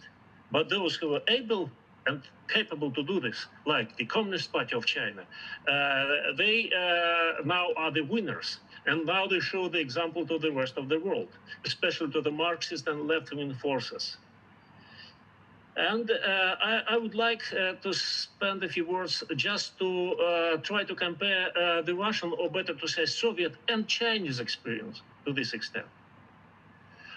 You know that by the end of 1980s, both of our countries found themselves basically at the very same crossroad, but each chose different path. The balance of economic reforms and political stability is the essence of any kind of reforms, including in Russia and in China. And I still remember as I was young, how liberal-minded people in Russia who admired economic achievements in China under the rule of Chairman Deng Xiaoping at that time. After its 19th Congress, the Communist Party of China entered a new stage of the country development. We see that political system is being adjusted now, and the new generation of leaders headed by Chairman Xi Jinping is in place, and they set tasks for the party and for the country which must be solved. And actually, now we see that despite the negative impact of the coronavirus pandemic, China has successfully completed its 13th five-year plan. And by the last year, the country's GDP doubled compared to the year 2010 as it was pre-planned. And thus, another historic milestone was reached, and the Communist Party of China announced that a society of average prosperity has been built in China. And this is the age-old dream of the Chinese people, which has come true. The first task, of course, was to feed everyone, to take care of everyone, to save people from hunger, to provide a minimum standard of living. And first, China built a society of low prosperity. Now we have average prosperity society which has been built, and soon we will see a completely new China with a large middle class that will express its political and economic interests. And so far, China will thus become a fully developed country, as it was pre-planned by the Communist Party of China. And I would also stress that one of the very essential parameters of the Chinese development model is its full compliance with the United Nations Sustainable Development Goals until the year 2027, specifically the goals and objectives for reducing poverty. As Chairman Xi Jinping noted in the year 2018, over the 40 years of the period of openness and reforms, more than 700 million of poor people, according to the current UN standards, have successfully emerged from poverty, making up more than 70% of the total number of people in the world at this time, which means that China made a very significant contribution globally to reach this very important goal of the SDGs. China shows to everybody in the world that the so-called universal Western standards and values are not universal in itself. And we should keep in mind that each and every country should be able to take its own path of development. We know, of course, that the Communist Party of China is able to generate new ideas and new concepts, and the common attention is drawn to a number of key provisions expressed by Chairman Xi Jinping, specifically the concept of the community of the common destiny, the concept of the socialism with the Chinese characteristics in the new era, the concept of building a moderately prosperous society, etc., etc. So we have the whole set of new concepts and ideas which have been very well accepted in the world, not only in China. And these provisions show that China is entering a very important transition period of its development. And it becomes more confident and more constructive global player in world affairs. Because why? Because the CPC leadership shows to the rest of the world that it is being confident in the correctness of the policy and course which has been chosen, meaning to build socialism with the Chinese characteristics. And everybody in the world sees the steady growth of Chinese economy, which is the better proof for the correctness of these concepts and these ideas. And let me stress again that the strength of Chinese example as a successful socialist power is very much important not only for the left-wing forces, the socialism, Marxist forces, but also to the rest of the countries with the development, with the emerging economies who are still looking for their model of development. So China maybe is the best example for them. The concept of the community of the common destiny of mankind put forward by Chairman Xi Jinping reflects the Chinese vision of Chinese vision of the global international politics, which should be more harmonious, more sustainable, more fair, and to this extent, Russia completely supports this concept. Actually, this concept reflects the vision of the new world, of the future new world, which should be a multipolar, more secure, with more efficient and more balanced global governance system. And to this extent, let me mention the Belt and Road Initiative, which is a very good example of how it works. It's a very innovative concept and initiative, which, as we know, consists of two key elements, which is the Silk Road economic belt, and this is specifically important for Russia and the post-Soviet countries, those who belong to the Eurasian Economic Union, because our countries consider the cooperation and, as we call it now, the conjunction between Eurasian integration and the Silk Road economic belt. And of course, we see the maritime Silk Road of the 21st century. Moreover, we see the emerging ice Silk Road or polar Silk Road, which means the prospects of cooperation between Russia and China of how to explore the Northern Sea route in the Arctic.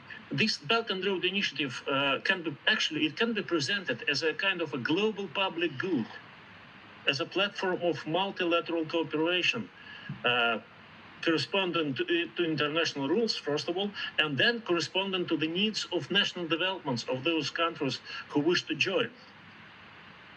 Now the Belt and Road Initiative is about 8 years old, and the experience of its practical implementation show that it has already played an exceptionally important role in the development of trade and economic cooperation in Eurasian and Asia-Pacific and other regions. Because the BRI Belt and Road Initiative, based on deep and very much considered strategic planning, allows countries interested to participate to align their national development strategies with the Belt and Road Initiative strategy. And to this extent, Belt and Road Initiative is a unique initiative in the modern global economy and international relations, enabling various countries to co-develop and enabling for the long-term cooperation. And as more changes to be occurred in the economic structure, the promotion of structural reforms is very much important. The promotion of balance of supply and demand is very much important. Now we need to secure what we call the global chain of support and demand. And to this extent, we should consider the concept of resilience. This is important. We should consider the concept of resilience of Chinese economy, the concept of resilience of bilateral Russian and Chinese relations, and moreover, a resilience of the global economy as we finally will get rid of this coronavirus pandemic, hopefully soon. Just one example to show what is the perception of the Communist Party of China nowadays. Just an example from my country in Russia. A couple of years ago, I was asked by a certain media agency, and they were asking each and every expert just one question. What will happen with the global economy, with the global politics in 100 years to come? And then they asked me, what will happen with the Russian-Chinese relations in 100 years? And then they asked me, do you think that in 100 years, the Communist Party of China will still exist?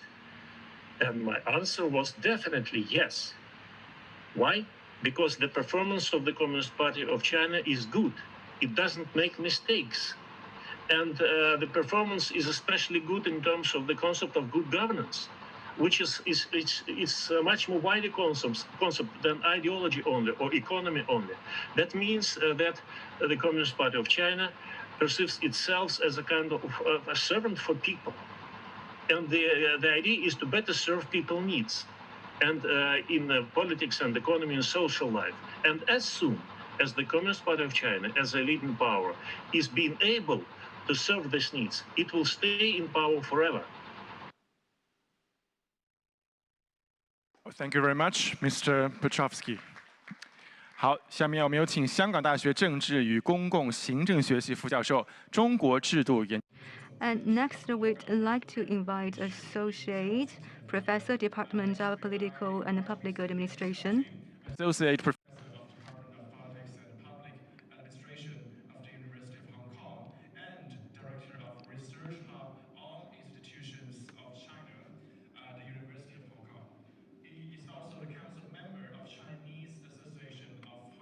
And Macau Studies of China. Mr. Yan, please.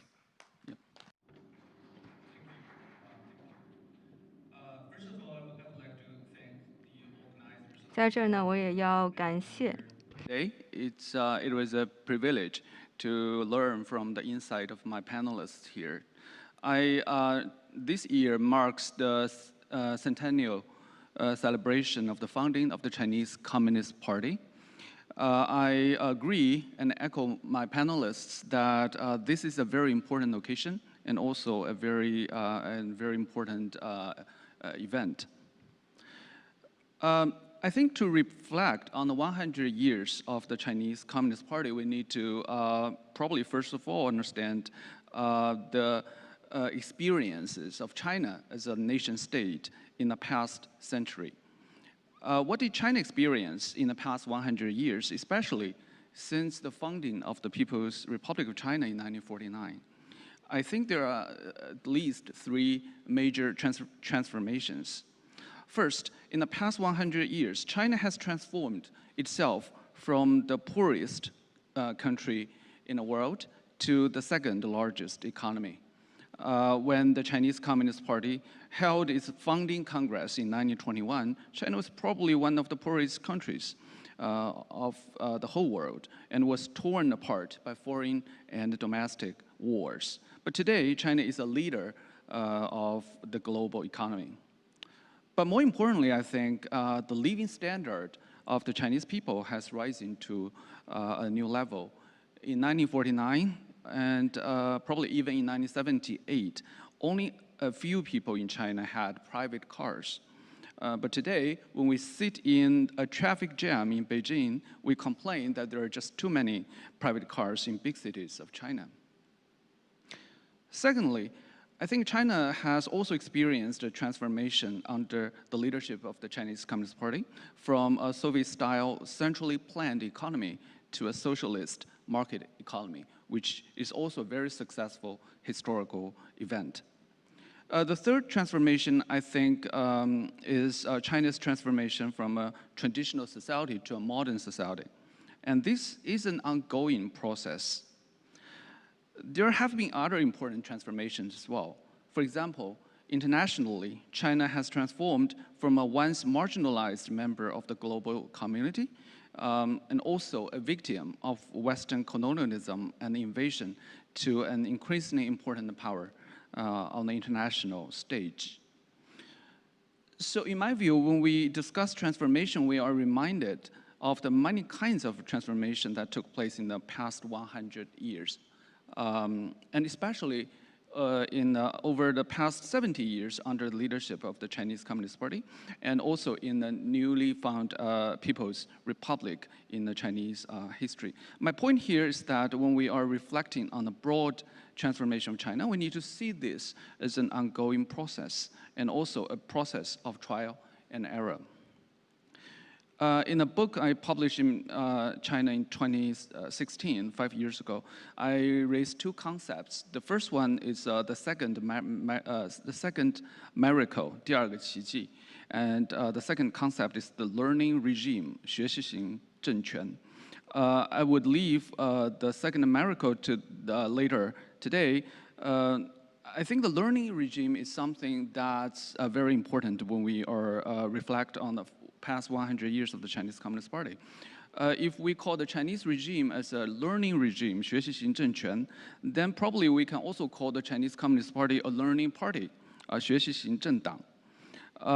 In my view, the central achievement of the Chinese Communist Party over the past 100 years, especially over the past 70 years, is to constantly and attentively learn how to govern modern Chinese society, which is a multicultural society in transformation that is full of wonders and surprises. In this learning and transformation process, the Chinese Communist Party has learned in many different fields. In the economic fields, I think the Communist Party is striving to make itself an effective and sometimes even magic maker of economic miracle. And this is the first sort of field of the Chinese Communist Party to learn. In the past 40 years of reform and opening up, we can probably trace it back to 1949 as well, that the Chinese Communist Party has persistently played as a realistic, adaptive, and successful planner, implementer, and regulator of the national economy. And also, the party is trying to adapt to an emerging new economy from the heavy industry-focused economy of the 1950s to a knowledge-based economy incorporating artificial intelligence in the 21st century. This is a huge transformation, but the Communist Party continues to learn.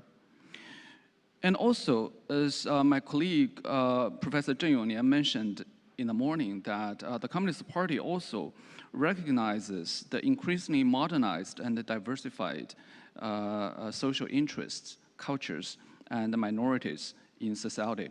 But so this is sort of a learning process for the party to adapt itself to a multicultural and diversified modern society.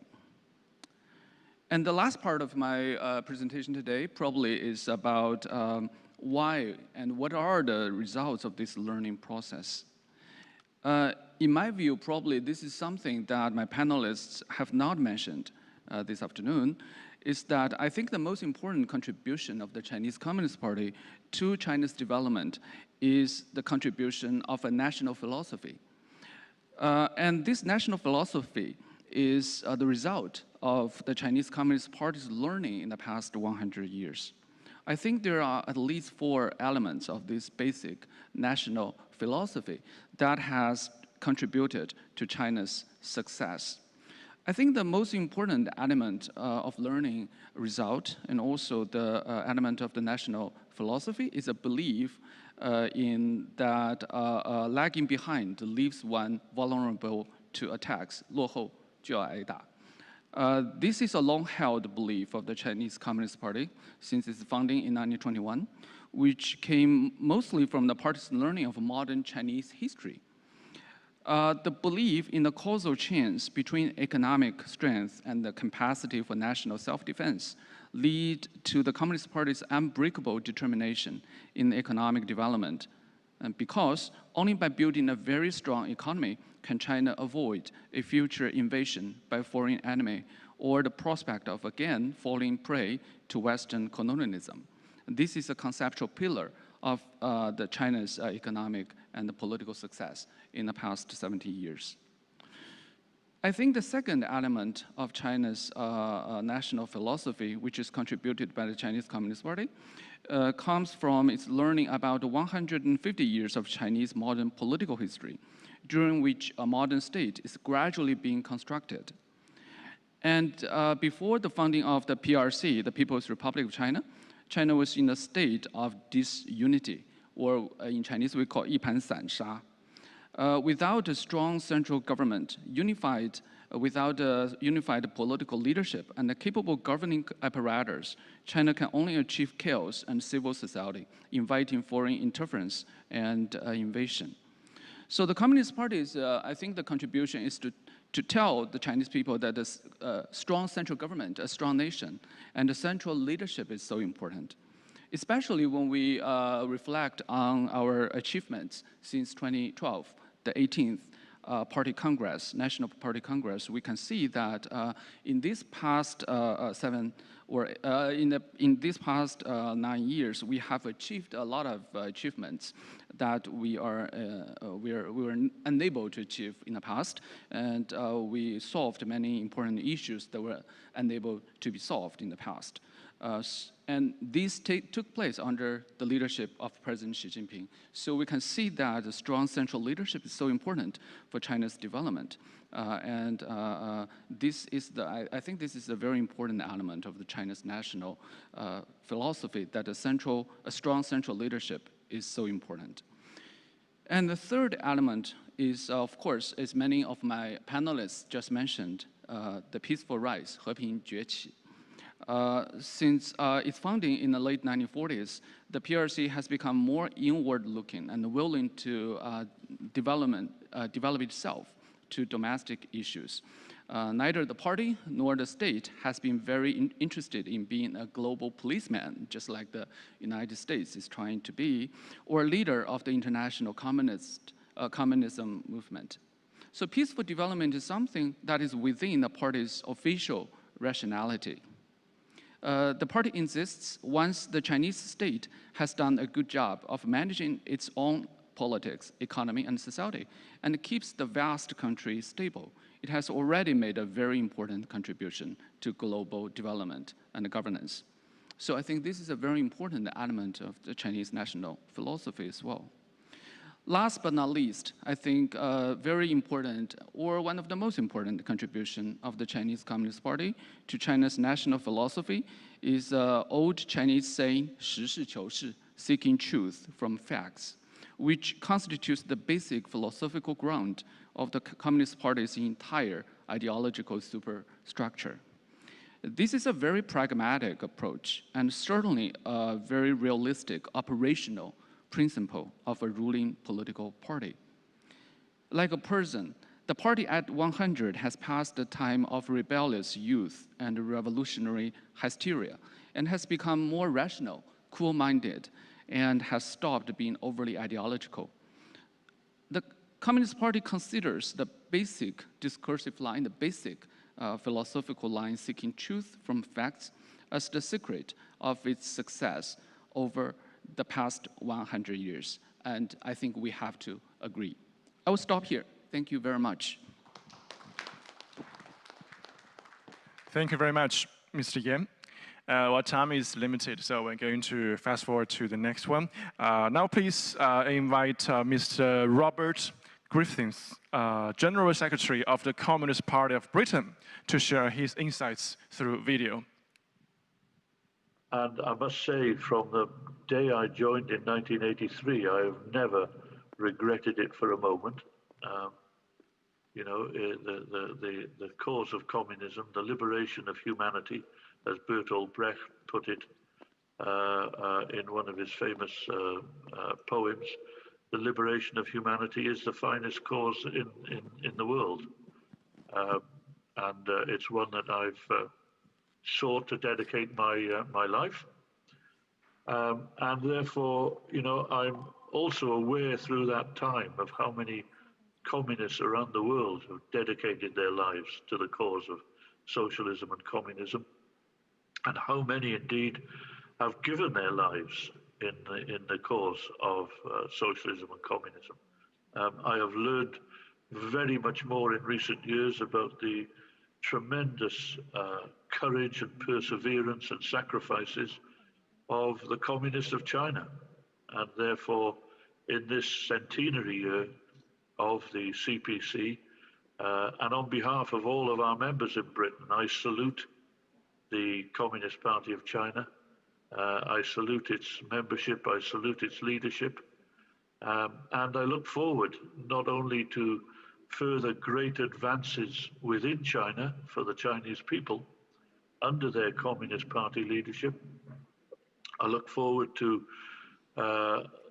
great benefits coming to other peoples around the world. I know that the Chinese communists and their government wish to benefit from mutually beneficial relations. And I look forward to a strengthening, a further renewal, a second renewal of the international communist movement. And perhaps I'll finish by saying again, one of my great pleasures in recent years, politically speaking, is to see the increased role that the CPC is playing in the international communist movement. You know, we have our international meetings every year. We have our arrangements for coordination and preparation in between those meetings.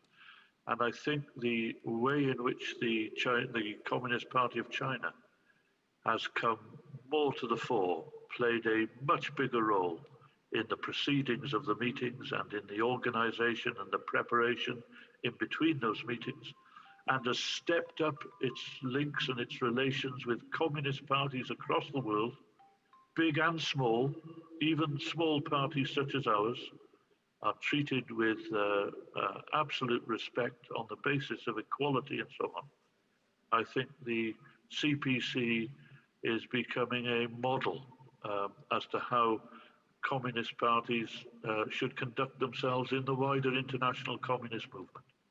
So perhaps, with that tribute, that would conclude my salutations to the Communist Party of China in its 100th year. I have certainly been to China 5, 6, perhaps 7 times. Deep impression left by my visit to Xinjiang and to the capital city, to Urumqi. Went on little walks from our hotel, one of the most wonderfully advanced, luxurious hotels I've ever been to anywhere in the world, by the way. But when we left the hotel and walked around the local area, people in Britain think we must have been escorted by officials or by secret police or something like that. Well, of course, that's absolute nonsense. We went out and we walked in the area locally. We went to local markets. And of course, we heard everybody speaking a language that sounded nothing like Han Chinese. They were speaking the Uyghur language. The officials that we met from the city government and from the party in Xinjiang and Urumqi, almost all of them were Uyghur speaking. They had to bring their own interpreters because our interpreters from Beijing did not speak Uyghur. So everywhere we went, we saw the Uyghur language on the signs, on the notices. We heard the Uyghur language being spoken. The officials we spoke to and had meetings with, almost all of them, in fact, I think all of them spoke in the Uyghur language, translated then for us into English and so on. And then shortly after we came back to Britain, I opened a copy of the Guardian newspaper and read a report of a speech in the European Union Parliament by the leader of the so-called World Uyghur Congress, which I think was then based in the United States. It's based in Germany now, in which he was telling members of the European Parliament that the Uyghur language was banned, that all the notices and signposts in Xinjiang were in Han Chinese only, and that all of the top officials were Han Chinese and not Uyghurs. Well, we had just been there. We had seen that this was the complete opposite of the truth. After coming back from Xinjiang a few years ago, I would never automatically believe anything I read or hear or see in the Western media about what's occurring in Xinjiang, because I've seen how that can be so completely misrepresented. So being able to take part in discussions and meetings in Britain and to tell people of this personal experience, I think I think it is quite important. I think one only has to look at the enormous economic and social advances of recent decades in China to understand that clearly, without going into the fine details, the general policy lines of the Communist Party of China and the government of China have been to the great advantage of hundreds of millions of Chinese people. You know, the achievement lifting 700 million people out of poverty, out of absolute poverty in recent decades. I think that is about, when one looks at the world as a whole, when one looks at the number of people who've been lifted out of absolute poverty around the world, China accounts for about 3/4 of them. So this is an achievement on an historic scale. Well, thank you very much, Mr. Griffiths. 那么下面有请香港岭南大学高级研究员刘淑勇先生发言。May I invite Mr. Liu Shu, Senior Research Fellow of Lingnan University, Hong Kong. Mr. Liu, please.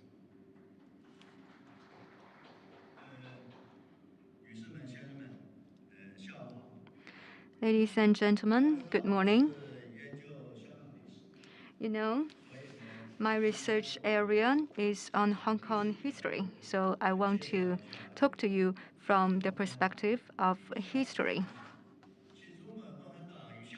And I also want to talk about the relationship between the Chinese Communist Party and Hong Kong. I think,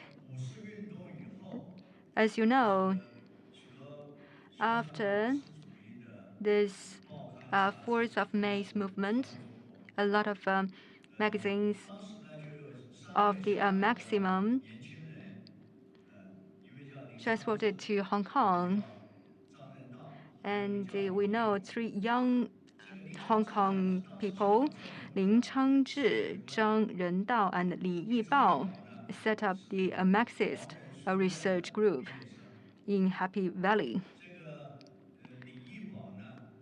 And Li Yibao is primary school teacher.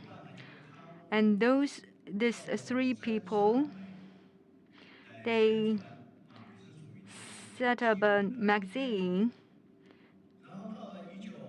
and to convey the Marxist notions. And also in December of 1920, Chen Duxiu passed through Hong Kong, and the 3 young people brought their magazines to meet Miss Chen Duxiu. After reading the magazine, Chen Duxiu encouraged these 3 people and encouraged them to establish a research group of Marxists.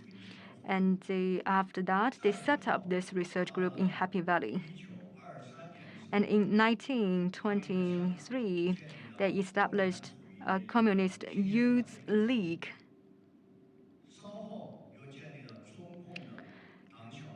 And later, they also established a Hong Kong branch of the CPC.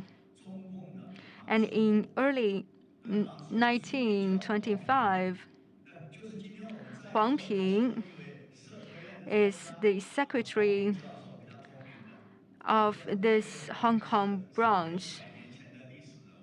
Of course, we have a researcher with the same name, Huang Ping. As you know, industrial workers are the social foundation of the CPC.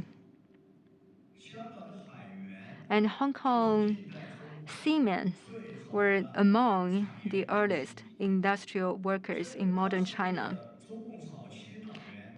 So early CPC members in Hong Kong attached great importance to conducting the party promotion among seamen. They made speeches to those people on multiple occasions and explaining the reasons for revolution. And you know, there are 2 large-scale labor movements in Hong Kong. And the first one is the seamen strike of 1922, and also the Canton Hong Kong strike of 1925 to 1926. The labor movement in Hong Kong, and they trained and cultivated a number of key members for the CPC, among whom Lin Weiming, Su Zhaozheng, and Cheng Yu and Zheng Sheng were the most and outstanding representative. And those are the outstanding leaders of the early labor movement in China. And Chen Yu served as Minister of the Fuel Industry, Minister of the Coal Industry of the CPC Guangdong Provincial Committee. And another people, Zheng Sheng, was the commander of the Dongjiang column in the anti-Japanese war. And after the founding of New China, he served as Minister of Transport. So those are the relationship between Hong Kong and the Communist Party in the early 80s. And in 1927, Chiang Kai-shek launched a party purge in Guangzhou. And we called it 15 April movement. And some communist members were arrested. For example, Xiao Chuyu were executed. So they relocated to Hong Kong because it cannot have any further movement in Guangdong province. And in the same year, the political bureau of the Central Committee of CPC and the first Guangdong Provincial Committee of the CPC was established in Hong Kong.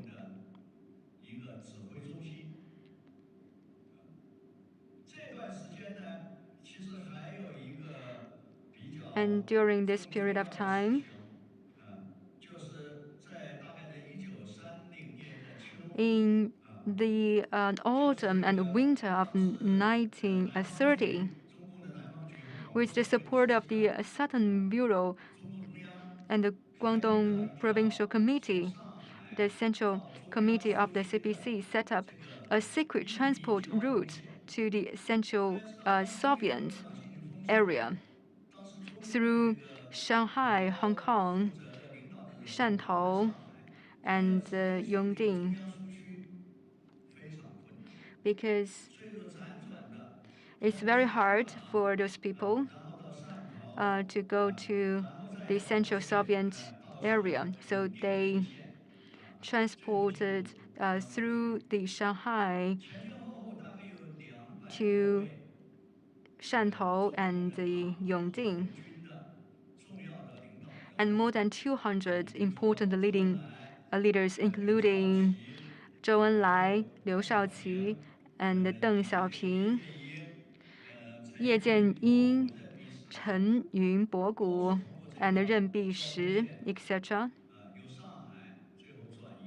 They were transported to the Central Soviet area through this route. And this route was maintained until 1934, when the Central Red Army began the Long March. And after the outbreak of the anti-Japanese war in 1937, Liao Chengzhi set up the 8th Route Army Hong Kong office.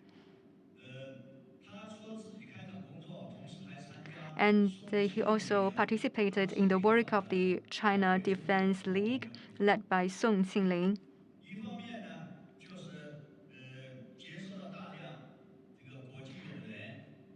Since this establishment, the office received a large quantity of donated materials.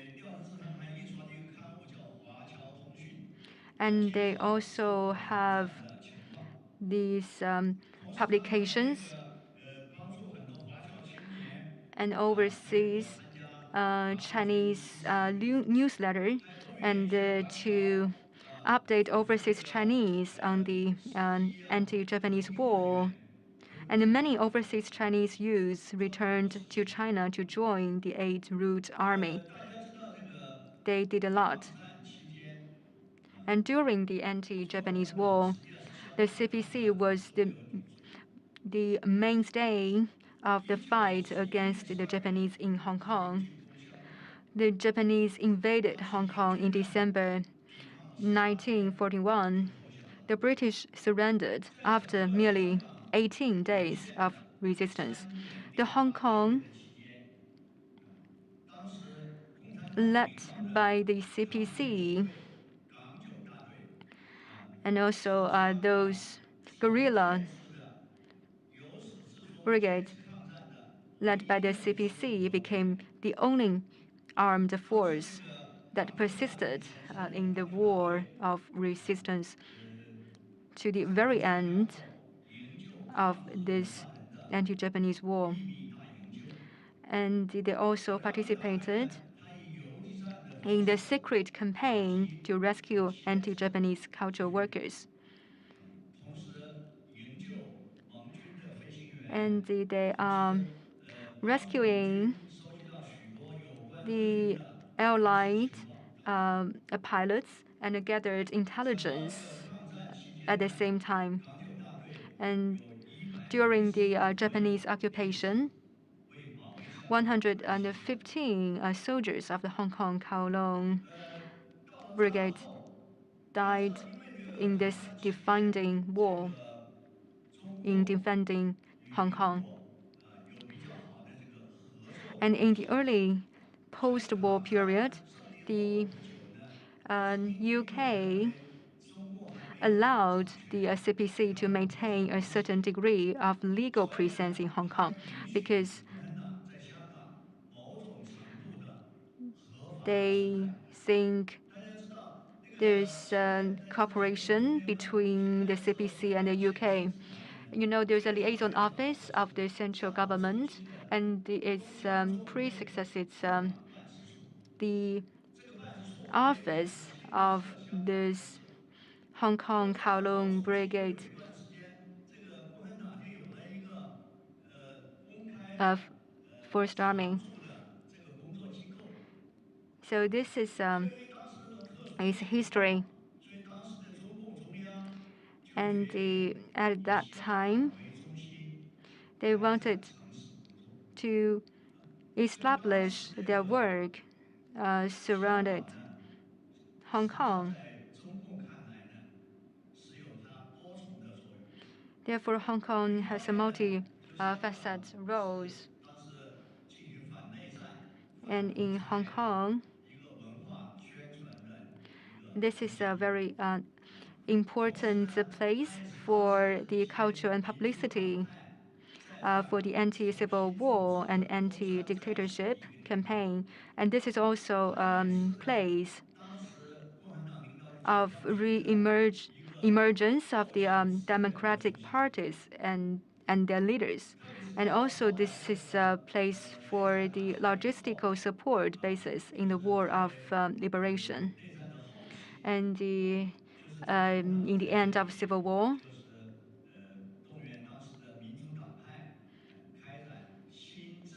Hong Kong had become the center of the new political consultative conference movement. And the democratic parties convened a meeting in Hong Kong to promote the convening of new political consultative conference in response to the call of the CPC Central Committee.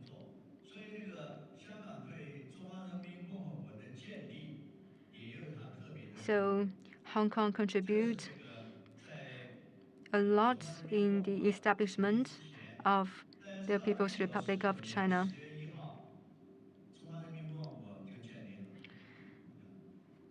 And on the 1st of October 1949, the new China was established. And since the founding of the People's Republic of China, under the leadership of the CPC, and the China government didn't recognize the three unequal treaties imposed by the previous government. And those issues should be resolved through negotiation at an appropriate time. But the status quo should be maintained until the issue is resolved.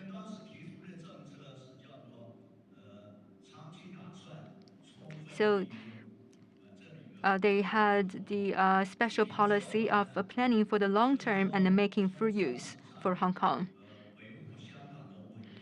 which means they would proceed from reality respective way, and they maintain their status quo, maintained Hong Kong's political stability, and provide strong economic support. And after the People's Liberation Army arrived in Guangdong in October 1949, Mao Zedong and Zhou Enlai ordered the field army not to cross the Zhangmutou line this is 40 kilometers north of Luohu, and it sent a security force to maintain the security of the border.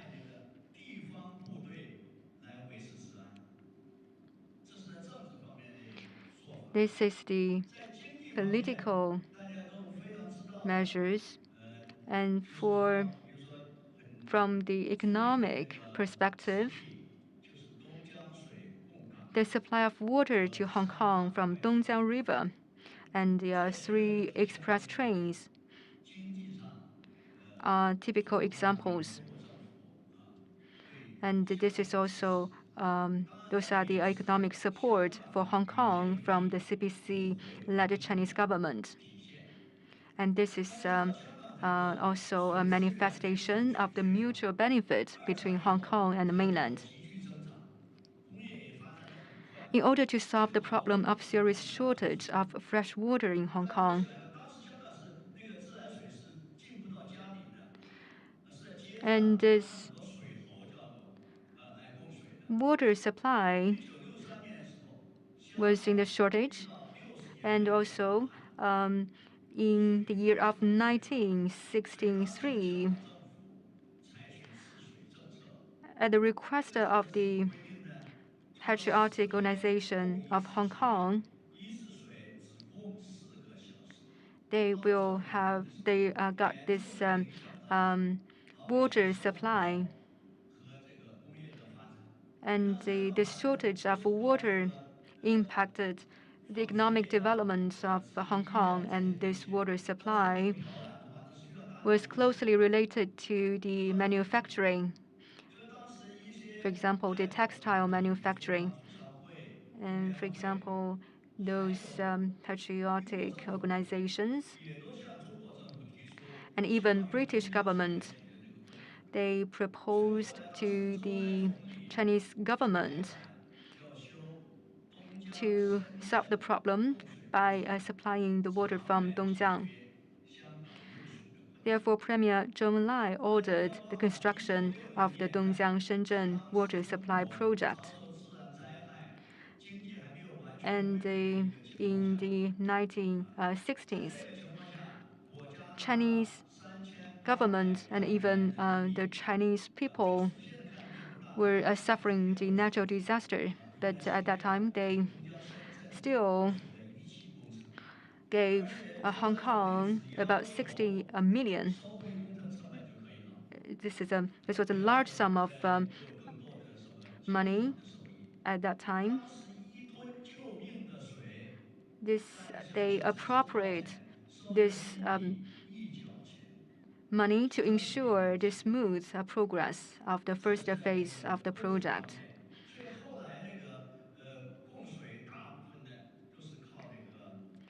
So this water was supplied to Hong Kong. For example, we have this water supply to Hong Kong, and this was accounted 150 million cubic meters of water were transported from the mainland to Hong Kong in 1997, and accounting for 82% of Hong Kong's water consumption that year. In addition, the Ministry of Railway and the Ministry of Foreign Trade and Economic, starting from 1962, they sent 3 express cargo trains for supplying frozen commodities to Hong Kong and Macau.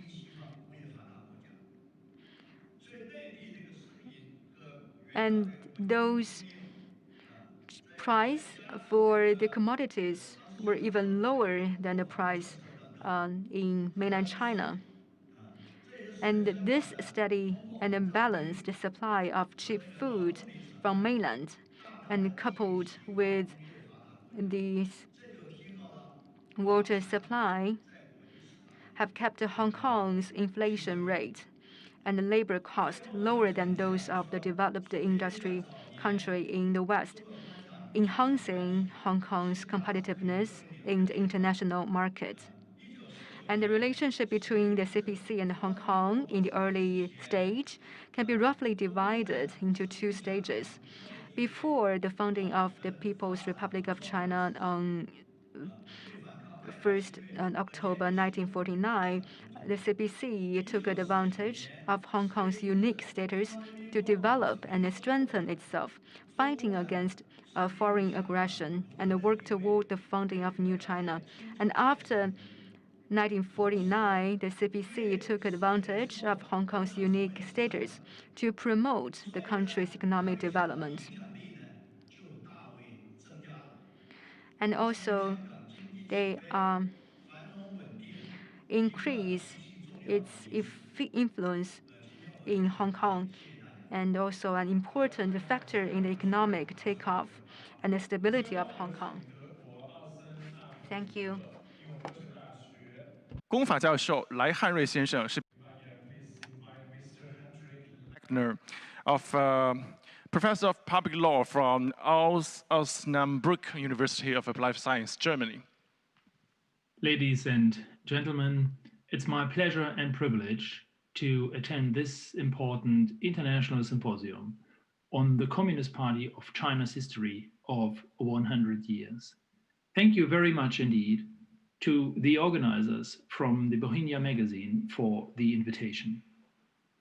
From 1921 to 2021, it is hard to put into words what has happened in these 100 years in the world and especially in China.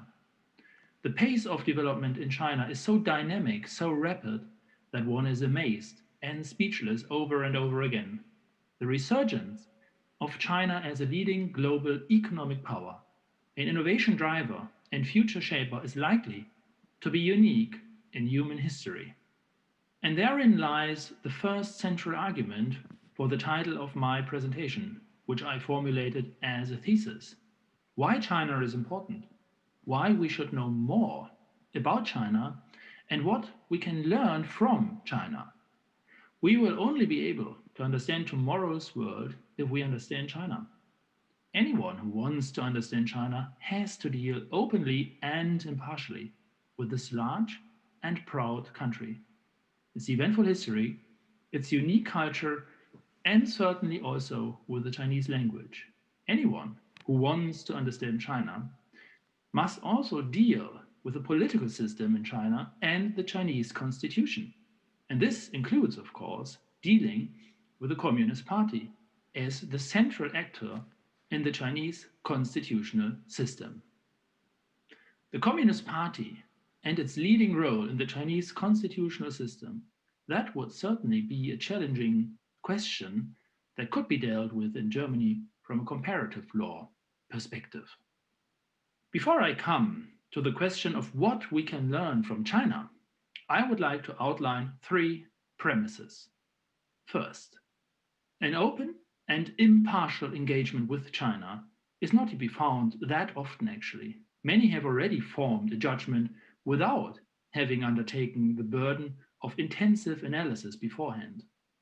It is hardly surprising that such an unscientific approach leads to superficial and incomplete assessments that one quickly embraces prejudices or cliché-ridden images. Second, and this is aimed at the China discourse in Germany, we Germans in particular shouldn't walk around the world with our pointing finger raised, wanting to teach others what they have done right or wrong. Nobody likes to be reprimanded. That especially China is sensitive in this respect seems more than understandable, not least because China has experienced a century of humiliation by foreign powers, from the Opium Wars to the occupation of parts of China by Japan during World War II. As Germans, we are well advised to deal self-critically with our own history and our own historical misconduct. Moral rigorism is usually not a good advisor. This applies in particular to international relations. Former Chancellor Gerhard Schröder made a very clear statement in this respect just recently. former Chancellor Helmut Schmidt had already urged renunciation of Western arrogance and respect for the oldest cultural nation in the world in his book, One Last Visit, Encounters with the World Power China in 2013. Third, scientists have the task of generating new knowledge, driving innovations forward, and contributing to solving major societal challenges by asking critical questions and questioning things.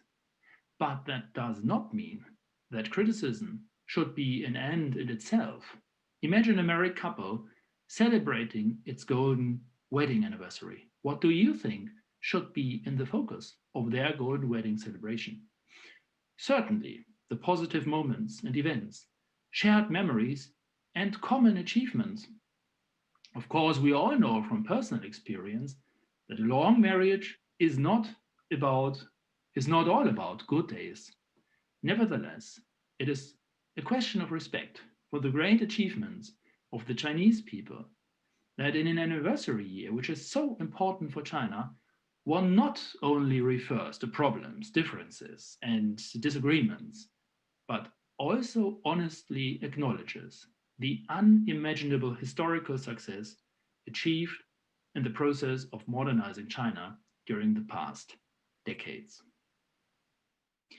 A few weeks ago, I published the book China Competence in Germany and Germany Competence in China at Springer Nature, together with my colleagues Hu Chunchun and Thomas Zimmer from Tongji Daxue. In her foreword, the former Minister of Education, Annette Schavan, emphasizes the importance of a trust-based diplomacy. When we welcome delegations from China at our university, we regularly experience that our Chinese guests speak excellent German, have excellent knowledge about Germany and its history, and are also experts on German discourses and developments in the respective discipline. In Germany, on the other hand, we know far too little about China, its history, its modernization, and current developments. The development of China competence at German schools and universities is therefore an extremely important topic. China has been Germany's most important trading partners for a couple of years now. Many German companies have had close economic relationships with China for decades. Conversely, Chinese-run companies in Germany employ a large number of German employees. Against this background, it is long overdue that we in Germany deal more intensively with China, just as we dealt with America after World War II.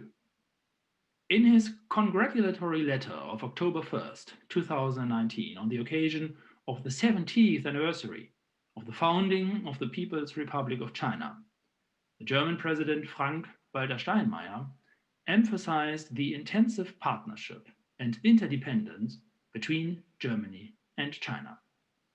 A year earlier, in a speech to students in Sichuan, President Steinmeier expressed the wish that many more people in Germany deal more intensively with China, with its history, culture, and language. By doing so, we could learn a lot, actually. Let me just mention 4 examples. First, we could learn from China to see in new developments, especially in new technology, not only the threat, but above all, the opportunities. When we look at megacities like Beijing, Shanghai, or Shenzhen, we look to the cities of the future. China, for example, has succeeded in quickly getting the corona pandemic under control with modern technology, artificial intelligence, and big data, for example, through intelligent contact tracing. Second, former President Christian Wulff praised the Chinese enthusiasm for education in his inaugural speech in 2010. I personally experienced the hard work, the enormous discipline, and the real joy of learning in exchange with the students from Hefei Xuyuan and from Zhongguo Zhengfa Daxue, where I have the pleasure to teach as a visiting professor. Third, the Swiss sinologist Harro von Senger dealt with the Chinese art of long-term strategic planning in his book Supraplanung, Unrecognized Horizons of Thought from the Middle Kingdom. This would certainly be a beneficial broadening of perspectives for us in Germany too, especially when dealing with contradictions. And last but not least, the Chinese way of life, which is simply amazing and inspiring. In terms of international understanding, more direct contacts between Germans and Chinese would therefore be absolutely desirable. The peoples-to-peoples dialogue and the concept of change by exchange, the slogan of the German Academic Exchange Service, DAAD, would benefit remarkably. I wish you a successful conference and thank you very much for your attention. Thank you very much, Mr. Lechner. Now it comes to the end of today's event. I suggest we give a round of applause to our guests for their impressive insights. And thank you everyone to the International Symposium on the Communist Party of China's history of 100 years. At the end, let's say happy birthday to the Communist Party of China on your 100 years birthday, and we look for a better future. Thank you, everyone. Thank you.